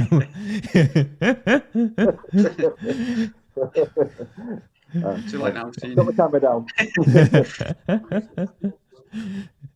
So we've got leaflets coming out. All the candidates have got leaflets ready for picking up. So and then we're going to do full scale drop of leaflets to all houses in the borough for the wards that we're standing for. Brilliant. So we're well on the way. Good momentum. Lots of positive vibes from the community when we've been speaking to people. I've done a little bit of door knocking, speaking to people. As of the 8th of March, we were allowed to start door knocking without breaching any restrictions. So, yes, so I've had really good vibes from the people I've spoken to. And in my particular case, I've got some leaflets that I've produced that are starting to appear in people's windows. Brilliant. So you might get sick of seeing my face. No, I don't think so. I'm really proud. I'm really proud to know you guys. You know, I can only do what I can do, but I'm powerless. It's people like you who are bravely stepping forward and saying, I need to be the change I want to see in my town. And that takes immense courage. That takes immense courage, guys. And rest assured, I know, sorry, and I want to share this whilst I'm talking about courage. Yeah. I have been privy to conversations, and I'd like you to share this with the people of our town. You've had multiple women candidates come forward, and it's the context matters with everything else going on, and they've been scared off from standing. Yeah. They've been intimidated and silenced. Can't mention names because I want to set these people. No, I'm not going to mention any names, but is that true? Yeah, Yeah. we sat on it because of that reason. Because we had about 3 or 4, is it, Paul, that come forward? Yeah. To stand? Yeah, we had four ladies who've been scared off. Wow. And including Debbie Barrett Cole as well. Yeah. In exile. Yeah. Wow. Well, so obviously, I mean, it's just an unacceptable world that we're living in, where behind the scenes, that people are in fear of their families, just because they wish to make a difference. It's what kind of world are we living in, where the people who are supposed to protect are the people who are putting people in fear. Yeah. Well, they go after you, don't they? I mean, we've seen that. They go after you. Well, we got elections coming up, and I got my mum helping me. She's recently been widowed, so she's got a bit of time. She can come and help me. But the women of this town have done great things in the past, haven't they? You know, the suffragettes and all the rest of them. And the council elections are happening this May, and what we're going to get, well, if we get 100%, we get 16 of us in or something like that, plus Brian Harding. But this is not a sprint. This is a process that's going on. We're looking at it long term for the next one. We're all 60 seats are up. So in the meantime, we are looking for people just like me and Paul and Debbie and Ronnie and all the rest of them, just normal people, just to come forward. You've got passion and you care about your ward, come forward. And that goes for every ward, no matter what sex, creed, colour, race you are. It doesn't matter. You're an Oldhamer. And we want to make this town great again. We want to be proud to say when I'm in foreign fields or wherever I am around the country, where you from, lad? Oldham. And then it meant something back then, but now, so we come forward, join our ranks, stand for your ward, be a mouthpiece for them.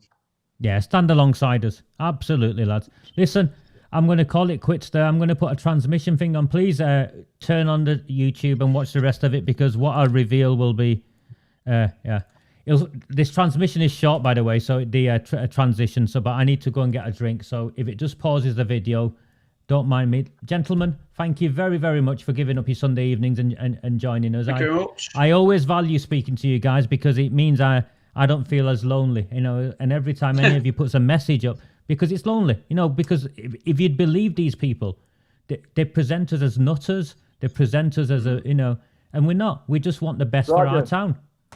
Roger, can I just take this opportunity to thank you for what you've done? Yes, thank you. With broadcast. For me, you're potentially going to be an hero of the town, because you've given a platform for people to speak, and it makes it easy for people like us to get our message across. And what you've done to me is phenomenal. And I've met some brave people. I really have. You know what I mean? For you to stand up like you have for your town, I'd have a statue of you. Oh no, not that. But what I'd love is one day I can go back to working with kids again in my own town and making a difference. I mean, that's my, people ask me, oh, he wants to be a politician, he wants to do this. No, I spent my life working with kids and making a difference to kids' life, and that's all I care about. It's no more complicated than that. And this is my town. This is my home. Exactly. And whatever people say, oh, I don't live here, I don't live there. No, you can listen to my accent. You can go to any part of this town and someone will know me. You wander around Dovestones, you'll find me walking around Dovestones. I'll be sat in a kebab shop. You know, this is my town. These are my people. Yeah, and I care about every one of them. And I've had enough. I've had enough of the racism, the divide and rule racism by these, you know, fake liberals that don't understand our people and are quick to judge us as racist and quick to judge us as common. And because we're common, that somehow we're stupid. We're not. We're none of the things that they portray us to be. I've had enough of them. Lads, thank you. Good night. And I need a drink and I'll come back. Okay. Good night, everyone. Good night. Thanks. See you later. Do not fear them.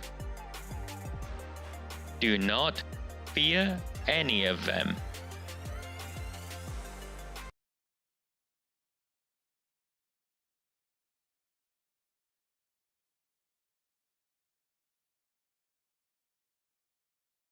Revelation. Have you turned everything off?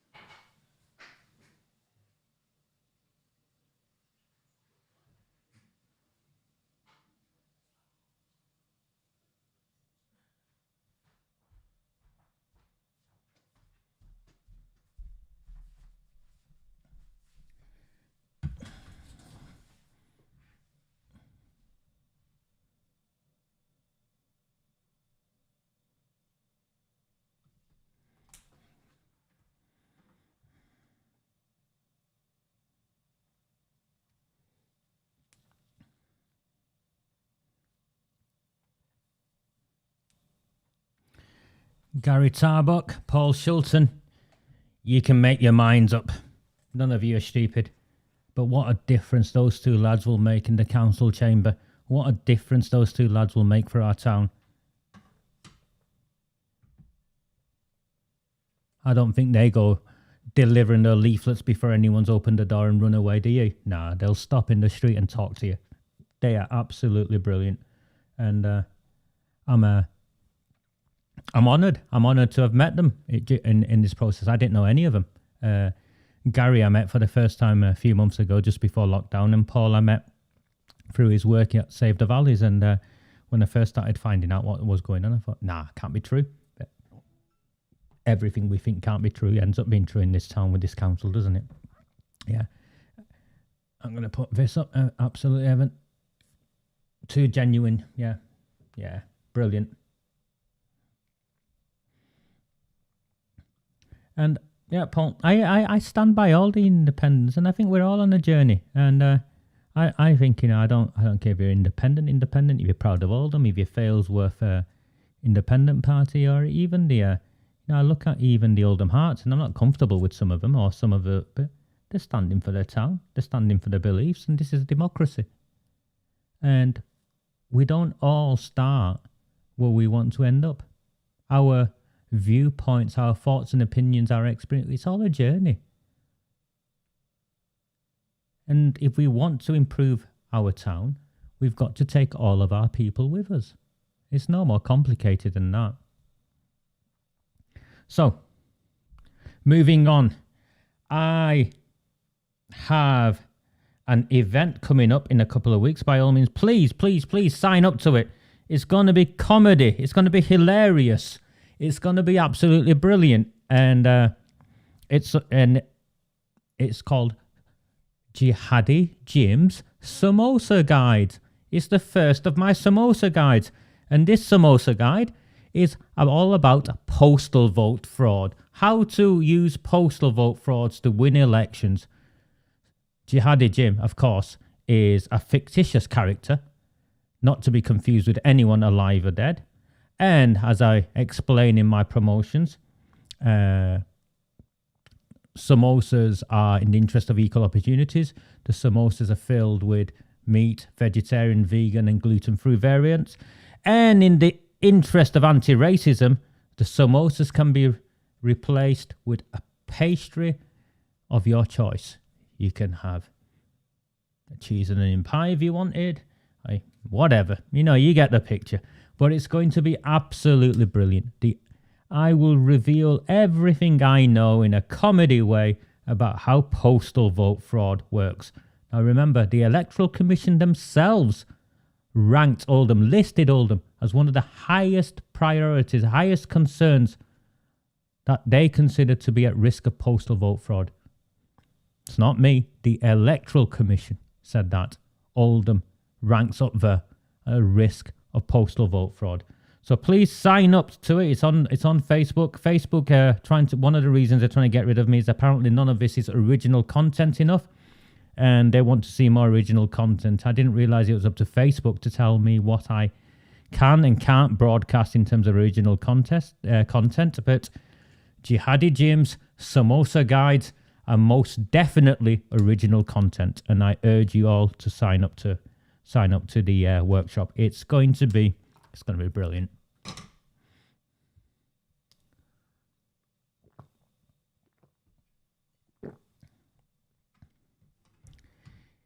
If you haven't already and you're watching on YouTube, and there was about 100 people watching that interview when I looked, please click the subscribe button on YouTube and subscribe to the channel. I only had 250 subscribers, only I say, because I had the other side of close to 4,000 on Facebook we've got. So we need to build this platform up.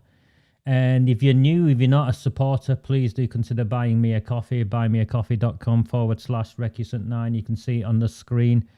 It's what allows us to keep broadcasting, for me to keep doing this. Okay, let's move on. Javed Mia. The lad lives in SHAH. Javed Mia is a convicted sex offender. And even though he was a convicted sex offender, he was convicted last week, the judge decided not to imprison him.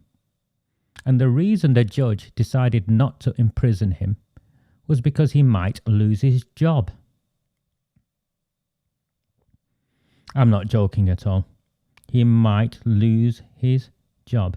Now, you've seen what's going on in this town and what's going on across the country in terms of female victims of sexual abuse and sexual assault, and just living in fear. Society, it goes in waves, and I feel this. As a bloke, I can look around and feel this. And I'm ashamed by it. I'm ashamed by what is taking place. And what on earth was the judge letting him escape a custodial sentence because he might lose his job? What about this victim?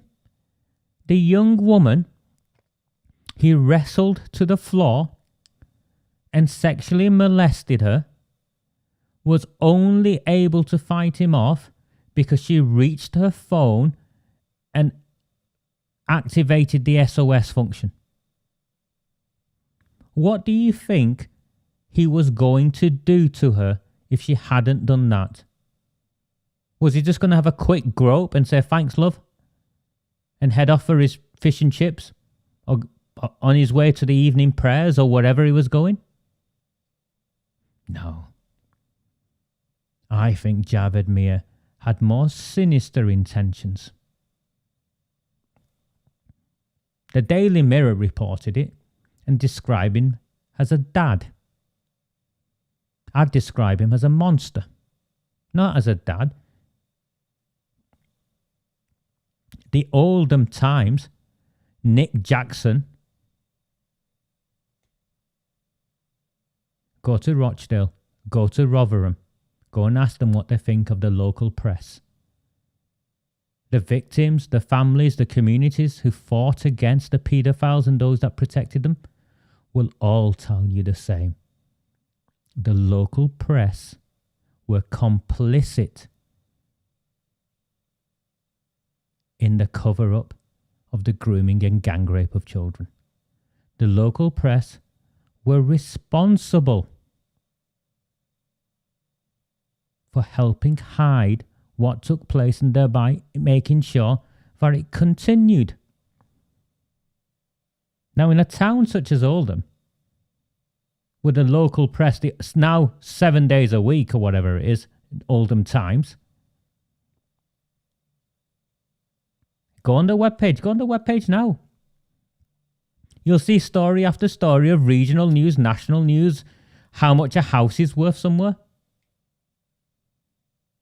Do you not think, with what's happened with that young Sarah lass, the vigil last night, do you not think that Javed Mia should have made a headline? Why has Javed Mia not made a headline?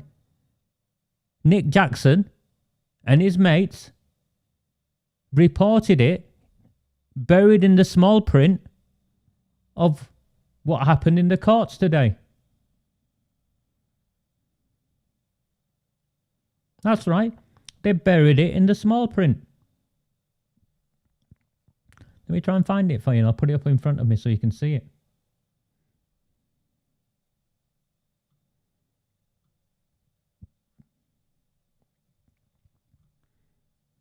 This is him.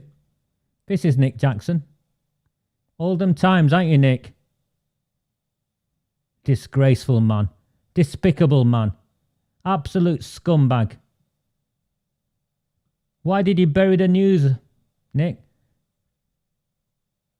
Why did you hide it? This is where he's hid it.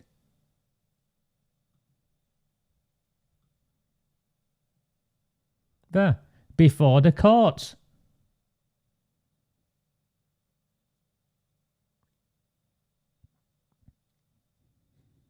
"20 words. 20 words.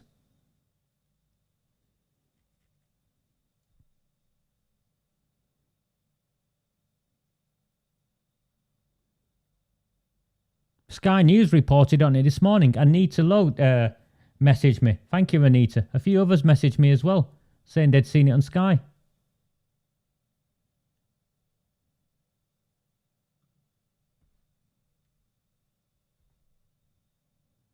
Sky omitted the guy's name.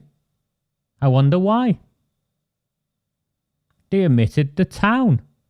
I wonder why.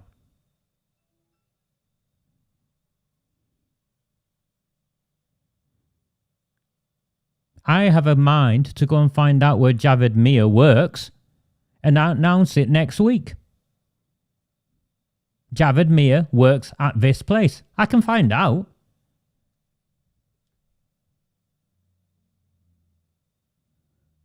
I have a mind to go and walk up and down the street where he lives and find out where he lives, which house he lives, and knock on his door. Oh, it's not me. Before Sean Fielding or one of those gets up irate that somehow I'm encouraging hate crime. No, no, no, no, no.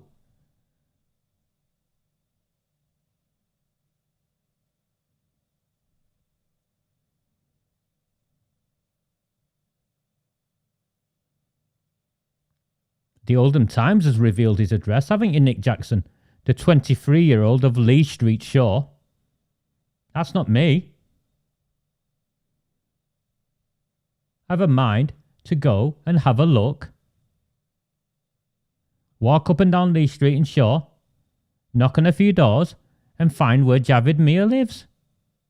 And ask him where he works. Or find out where he works.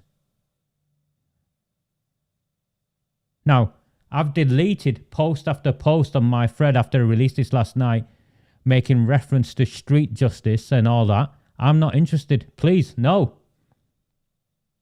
We cannot allow ourselves to become criminals. This needs to be dealt with by encouraging our politicians to speak out. All the Labour Party hierarchy women were on the news today. I saw them. About the policing at the vigil of Sarah Everard. All of them. I saw them. One after another. Why are our politicians in our town on an issue to do with a woman from our town where justice has clearly failed her, why are they remaining silent? he might lose his job. He wrestled her to the ground and molested her. She only got away because she managed to activate the SOS function on her phone. And the newspaper, the one that reported it, hidden in page 16 or something, on a side column, describes him as a dad.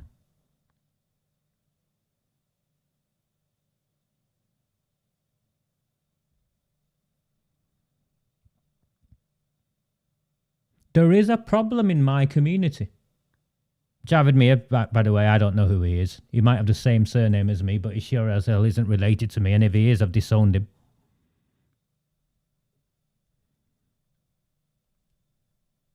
There is a problem of misogyny within the Bangladeshi and Pakistani communities. You see Jim McMahon adding to it by attending and encouraging gatherings of men only that exclude women from decision making. All of the Labour Party do it. You've seen that. But it gets worse. This week, yesterday even, the Millennium Centre in Oldham held one of those vaccine clinics, those pop-up vaccine clinics. One of the volunteers was the convicted sex offender, former chairman of Oldham Central Mosque and former Labour Party candidate and associate of Jim McMahon, that Abdul Jabbar, the deputy leader of Oldham Council, had sat next to him when launching his re-election campaign. These people endorse sex offenders. How do you think people in the community are meant to feel when some bloke who sexually assaulted, and this Oldham Council, Oldham Mosque guy did the same, former chairman of Oldham Central Mosque, sexually assaulted a young woman he worked with, convicted for it, again got off a custodial sentence. And these guys share a platform with him. Not only that, he wears a high-vis jacket and is coordinating and helping direct who goes where. What signal does that send out to that community? To the women in that community, the signal is clear. These guys, they're allowed to sexually assault you, and we back them up. And to all the other would-be perpetrators, it's clear we don't consider this to be a serious crime. Look, this guy, convicted sex offender, it's all right. He's got a high-vis jacket up and he's now back in the community directing the flow of traffic. Jim McMahon stood next to this man wearing a red Labour Party rosette. This man was a former candidate of the coldest Labour Party. This man sat next to Abdul Jabbar, the deputy leader of Oldham Council, as he launched his re-election campaign. Not one of them will explain, apologise, or even distance themselves from this convicted sex offender.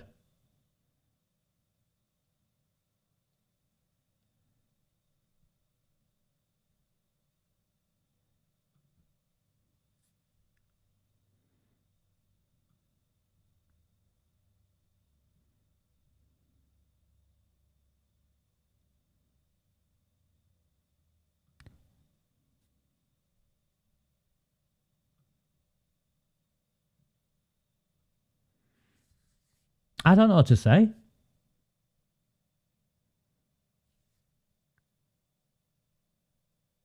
There's a woman in London who's been murdered, butchered. Hundreds turn up to a vigil.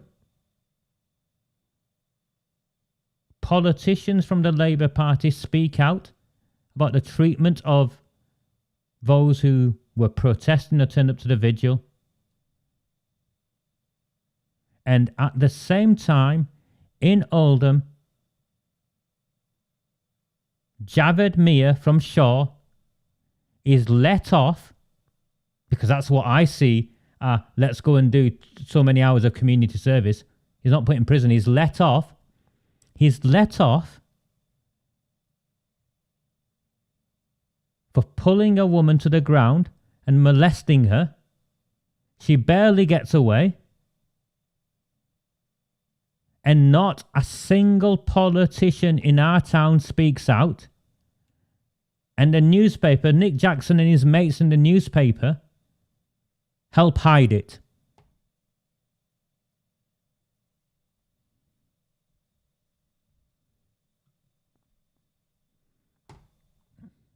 I think that's it, Gary, don't you? Welcome to Oldham, where rapists roam free.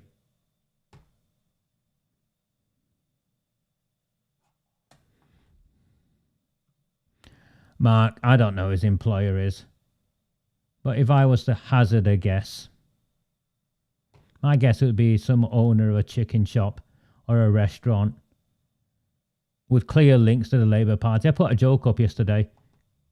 What are the odds I can go and find a Javed Mir wearing a red rosette, thumbs up picture next to a politician? Maybe nibbling a samosa. I find it inconceivable that Javed Mir has escaped a prison sentence without help from elsewhere. I would be very, very interested to see what his references were and where they came from. You know, the ones that says, oh, he's a great guy. This is so out of character.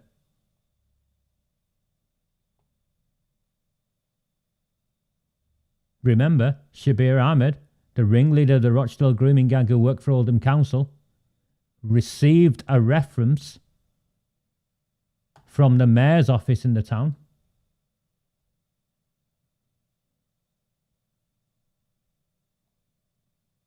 Why do you think the council covered up Shabir Ahmed?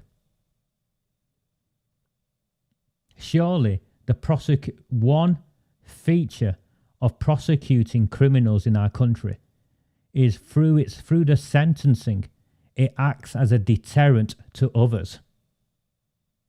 We've got it backwards in Oldham. After the sentencing, where they get off, these criminals, these sex offenders, get a high-vis jacket and are given positions of high office in the community. And the politicians rock up, thumbs up next to them.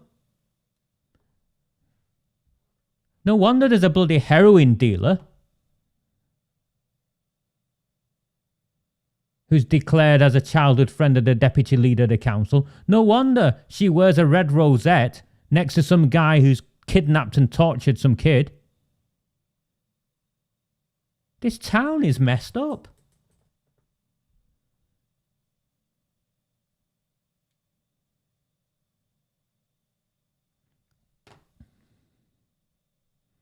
You'll have also seen, and sorry, I'm not putting things up on the screen, not because I've not done it. I have done it. I can say, I want you to see how puzzled, perplexed, frustrated, angry I feel.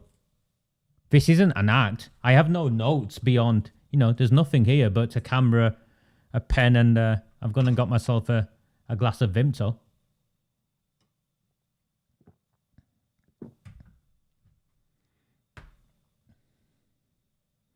Hidden away as well, wasn't it?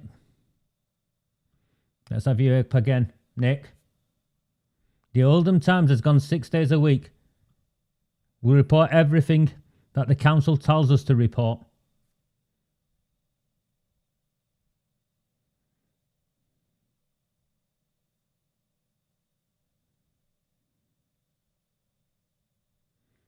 It's in my chat, so I'll put it up on my chat.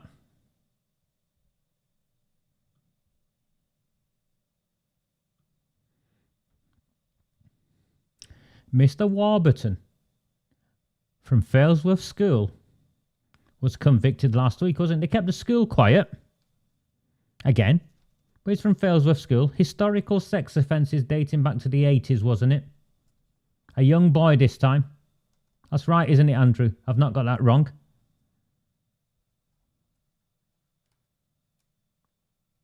Covered up again. Failsworth School.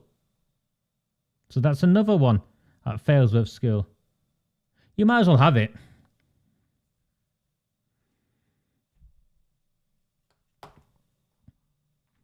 The teacher who I exposed before Christmas, the friend of Sean Fielding, they played in the band together,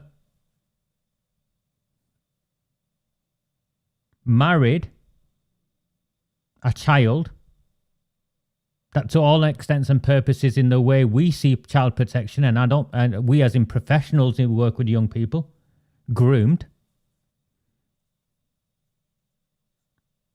was allowed to continue working at Failsworth School. And during that time, other teachers were also involved. And I've shared all of this, but I'll share it again because I'm going to somewhere that I think is important for all of you.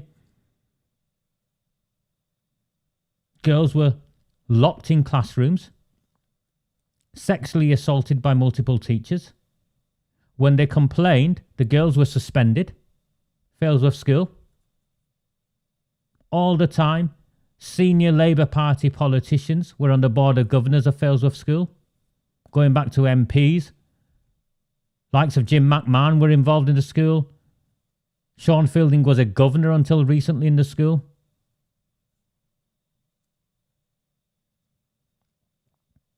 So girls punished for disclosing what had happened to them.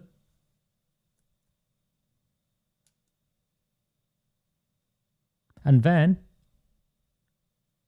give or take 2015, professionals have come to me and shared with me. So these are professionals in child protection, that they witnessed taxis pulling up outside Failsworth School, picking up girls. 2, 3 girls getting in at a time. Nothing done to safeguard these children. Almost parallel process to what took place at Cllr School, where children were groomed and then gang raped after they were identified and targeted at the school gates of Cllr. Debbie Abrahams' patch. She refuses to comment or condemn what took place or question the police as to what action they're taking. So Failsworth School, this continues.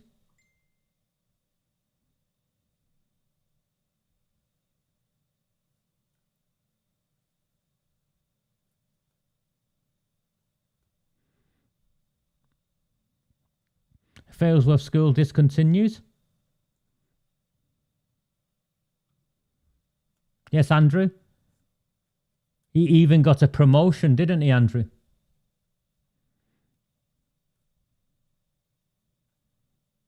So a guy grooms and marries one of his students. And not only is he allowed to continue to teach at the school, he gets a promotion. In the background, children are being locked in classrooms and are being sexually assaulted. And once it's raised, they're being punished. And it continues and it continues.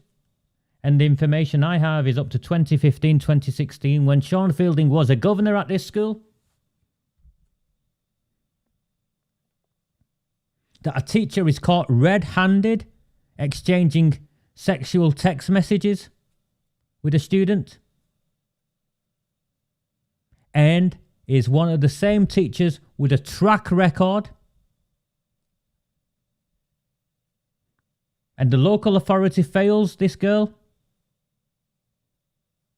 Sean Fielding and whoever else was governor at the school fails this girl. 2015, 2016.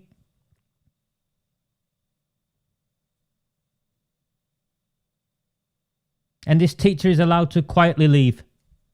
Not held accountable for his actions. Again. What message does that send out?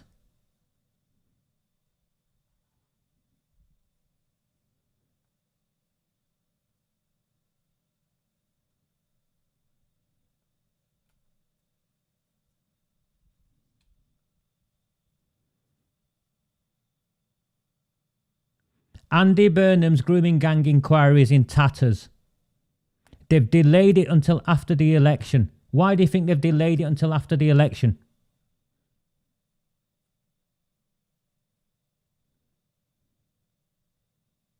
I have had revealed to me an hour ago that children are being groomed and gang raped right now in this town. Apparently it's a live police investigation. The person that's revealed it to me talked about how, even though it's a live police investigation and has been for some time, none of the victims have been interviewed. Does that sound familiar?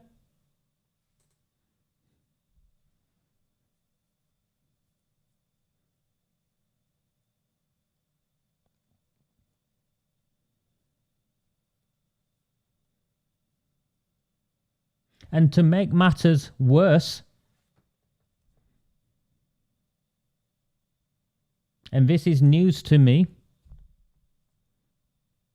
the girls who have been groomed, targeted and groomed, are disclosing to people that they trust that their only way out is by finding other girls they can introduce to the grooming gangs, who then share the workload. That's right, who then share being raped. So instead of being raped 30 times a night, they're raped 15 times a night. I have been repeatedly asking the leader of Oldham Council, Sean Fielding, to clarify these horrendous crimes at Failsworth School. I'm not hiding.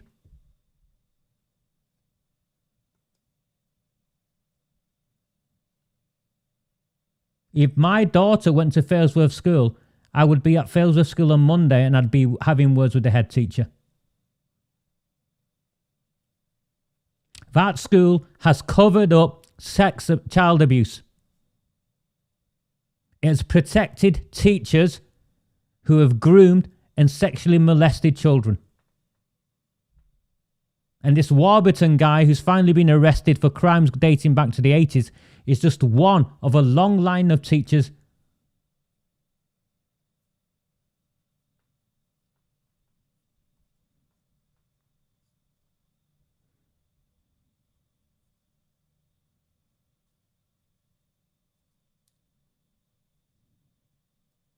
Remember when I raised the issue of Jim McMahon using the grooming, using Lee Rigby's funeral to help cover up news of grooming gangs? And they were going to have me arrested and put in prison.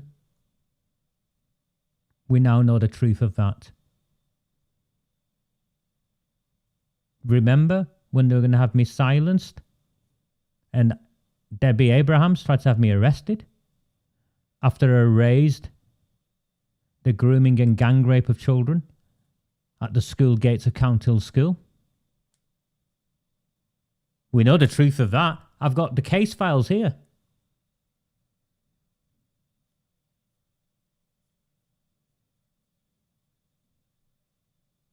Remember when I raised the issue of the chairman of Oldham Central Mosque being a convicted sex offender? And they sent their goons after me? Well, we now know the truth of that. And we also know of his relationship with Jim McMahon and Abdul Jabbar and the rest of the Labour Party, the same as Shabir Ahmed and his relationship with the Labour Party. Well, now I'm telling you once again that children were groomed and sexually abused at Failsworth School, and the school covered it up. And the school will be unable to have covered it up without the complicity of the council and the active involvement of the governors in that school.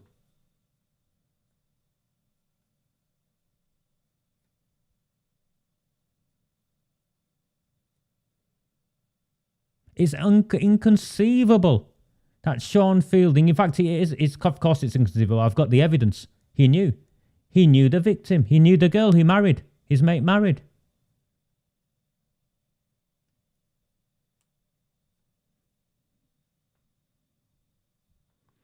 When are we going to say enough is enough? Because, going back to that point,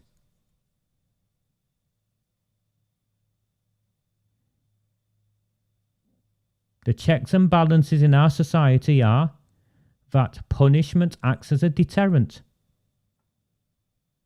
These people openly celebrate their relationships with these child abusers, these sex offenders, these people that attack young women and sexually molest them. I was speaking to a friend of mine earlier today, and they're asking me, Roger, why do you do this? You could go and get a job, you could go and do something else. Why do you do this? And I shared with them one of the reasons why I do this. I imagine myself as a 20-year-old young man starting a career again. Muslim, Asian, male, from Oldham. And I think, what would parents think of me? What would my peers think of me? They'd see me as a potential predator because of what's been allowed to take place. And every person I have in my life who looks like me are equally appalled by what's taken place. They want it to stop. We want it to stop. Sean Fielding has to answer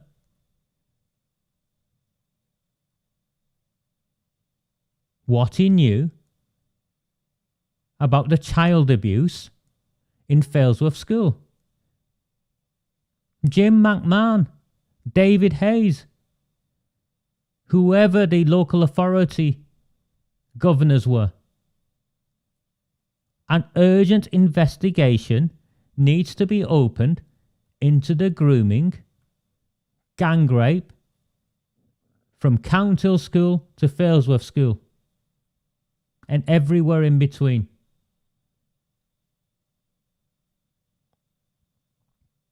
Teachers, what they did to children was hushed up and covered up.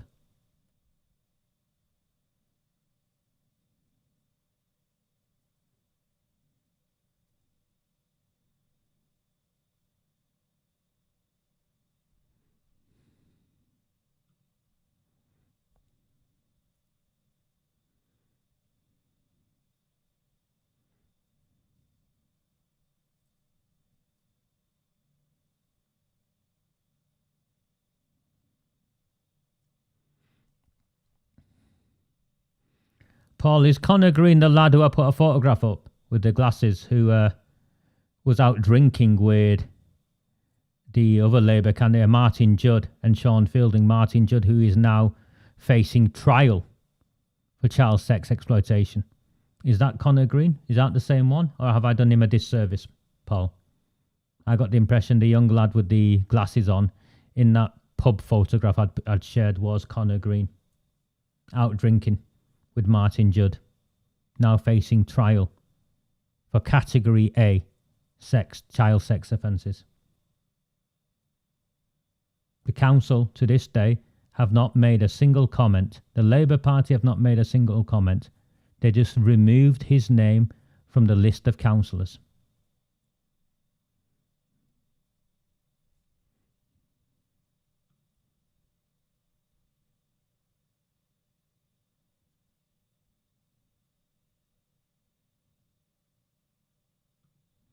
There you go, Paul. Thanks for confirming that, Paul.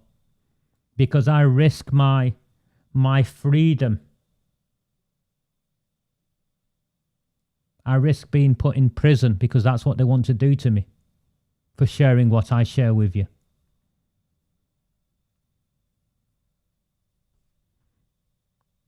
Just going to put that back up.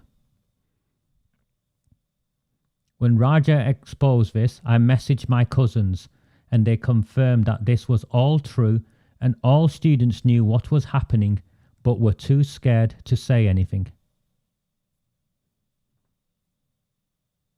Andy Burnham's inquiry, his cover-up team, Ridgway and Newsman. I know you listen to what I have to say, Ridgway and Newsman. What is it? Why are two men investigating this?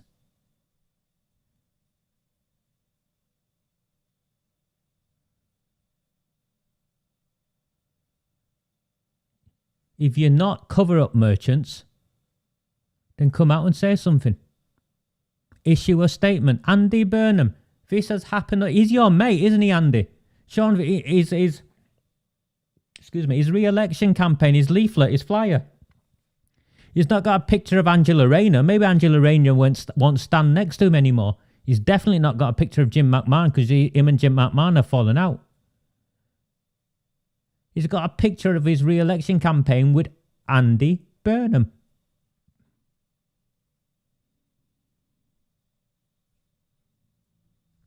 So come on, Andy Burnham. It's your investigation team that's delayed their investigation until after the elections.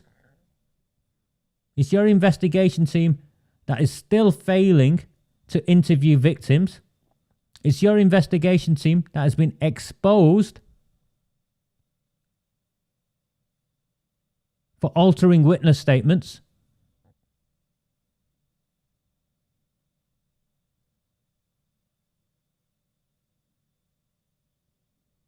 Ridgway, Newsman, come on, Failsworth School lads.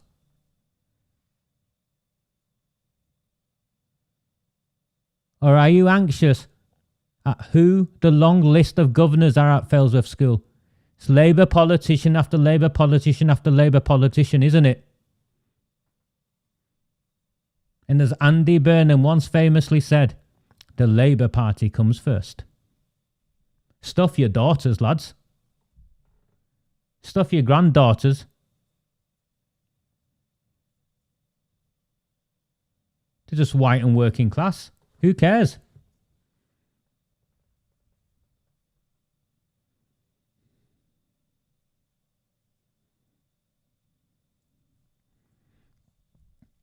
Paul, I was horrified. I was horrified by what I found out today.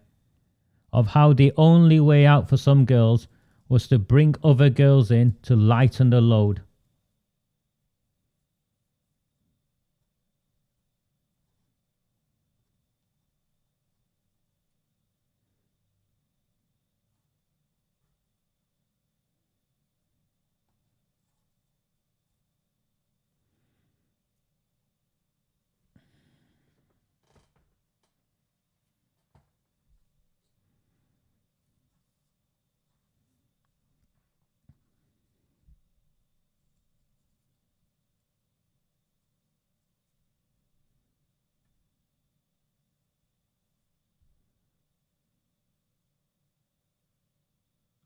Thank you, Amanda. My son went to the school and can confirm he was aware of some teachers seeing girls and could name the teachers. Thank you for your bravery. This was common knowledge. This is common knowledge. But it just happens to working class girls and they're meant to deal with it. They're meant to deal with being sexually assaulted, abused, whilst in the care of the state, whilst they go to school, whilst they leave school. And that scumbag, Jim McMahon, is still continuing with the nonsense that somehow I'm involved in safeguarding failures.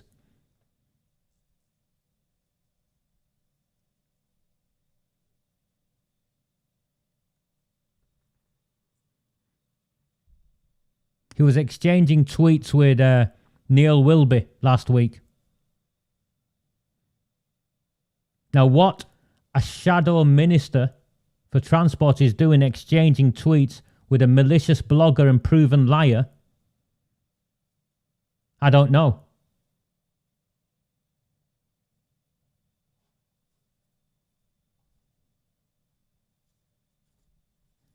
This town is broken.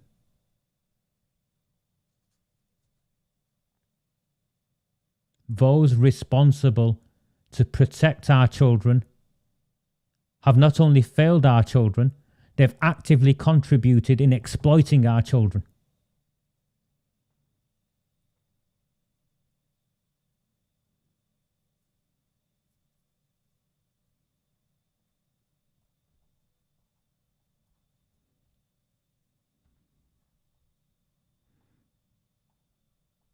Angela Rayner is the MP for Failsworth. I suggest that one of my Failsworth rabble drop her an email and ask her to comment on Failsworth School.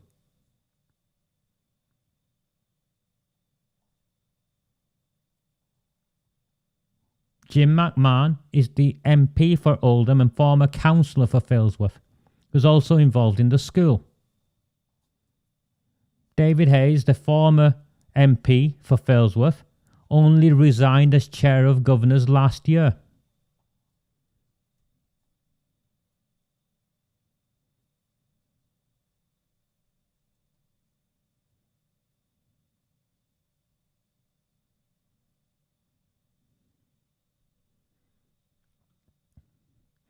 Multiple girls being put into isolation unit so those teachers could sexually abuse them in a secured and isolated private area of the school.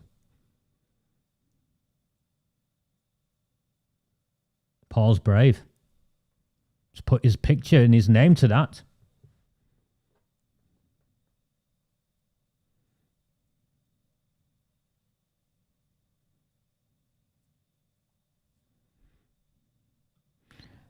I'm sorry you're all blocked by Angela Rayner. Deputy leader of the Labour Party. Jim McMahon, shadow transport minister, wants to be future prime minister. Sean Fielding, leader of the council, wants to be an MP. Andy Burnham, Greater Manchester mayor. Beverly Hughes, Baroness Beverly Hughes, Deputy Mayor and Police and Crime Commissioner. I'm sure Newsman and Ridgeway have got OBs and MBs and CBs after their name as well.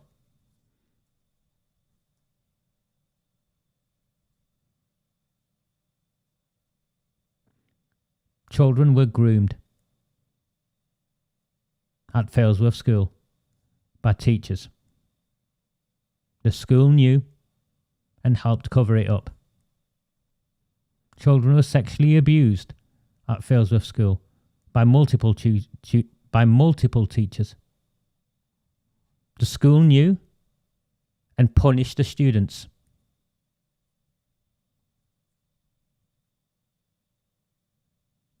Children were groomed at Failsworth School and the school promoted the teachers.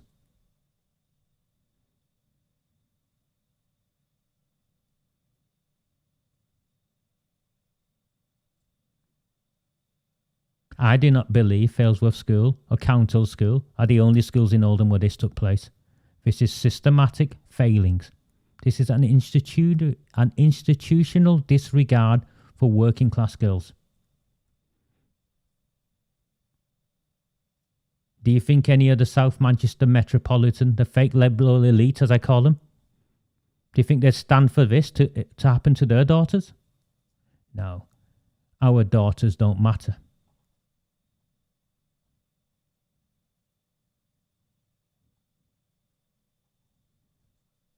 Javed Mir.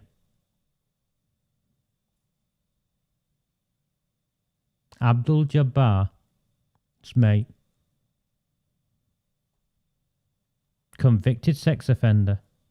and yet still held the position of chairman of Oldham Central Mosque. It's where this journey began. A friend's wife got in touch. I laughed at her. And I said, "No, it can't be true. I spent my life working with kids. These things don't happen. Are you sure he's a convicted sex offender? Are you sure he holds the position of chairman of the mosque? Are you sure he has access to children?" And then I wrote to the local authority designated officer. I wrote to the multi-agency safeguarding hub, the MASH team. And what eventually came out was, it doesn't matter, he's a sex offender. And so this journey began. And here we find ourselves. The leader of Oldham Council, multiple MPs, Labour Party MPs, all have direct links to a school where children were systematically abused, sexually abused, by teachers of whom at least one they had an open friendship with.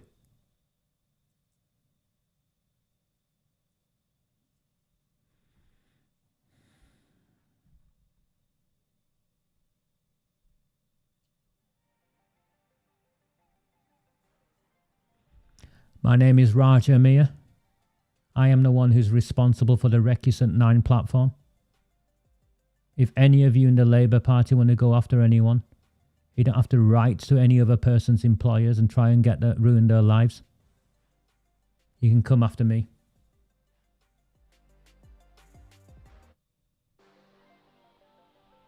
This is the time to stand up now. We can't carry on like this. Good night. Do not fear them. Do not fear any of them.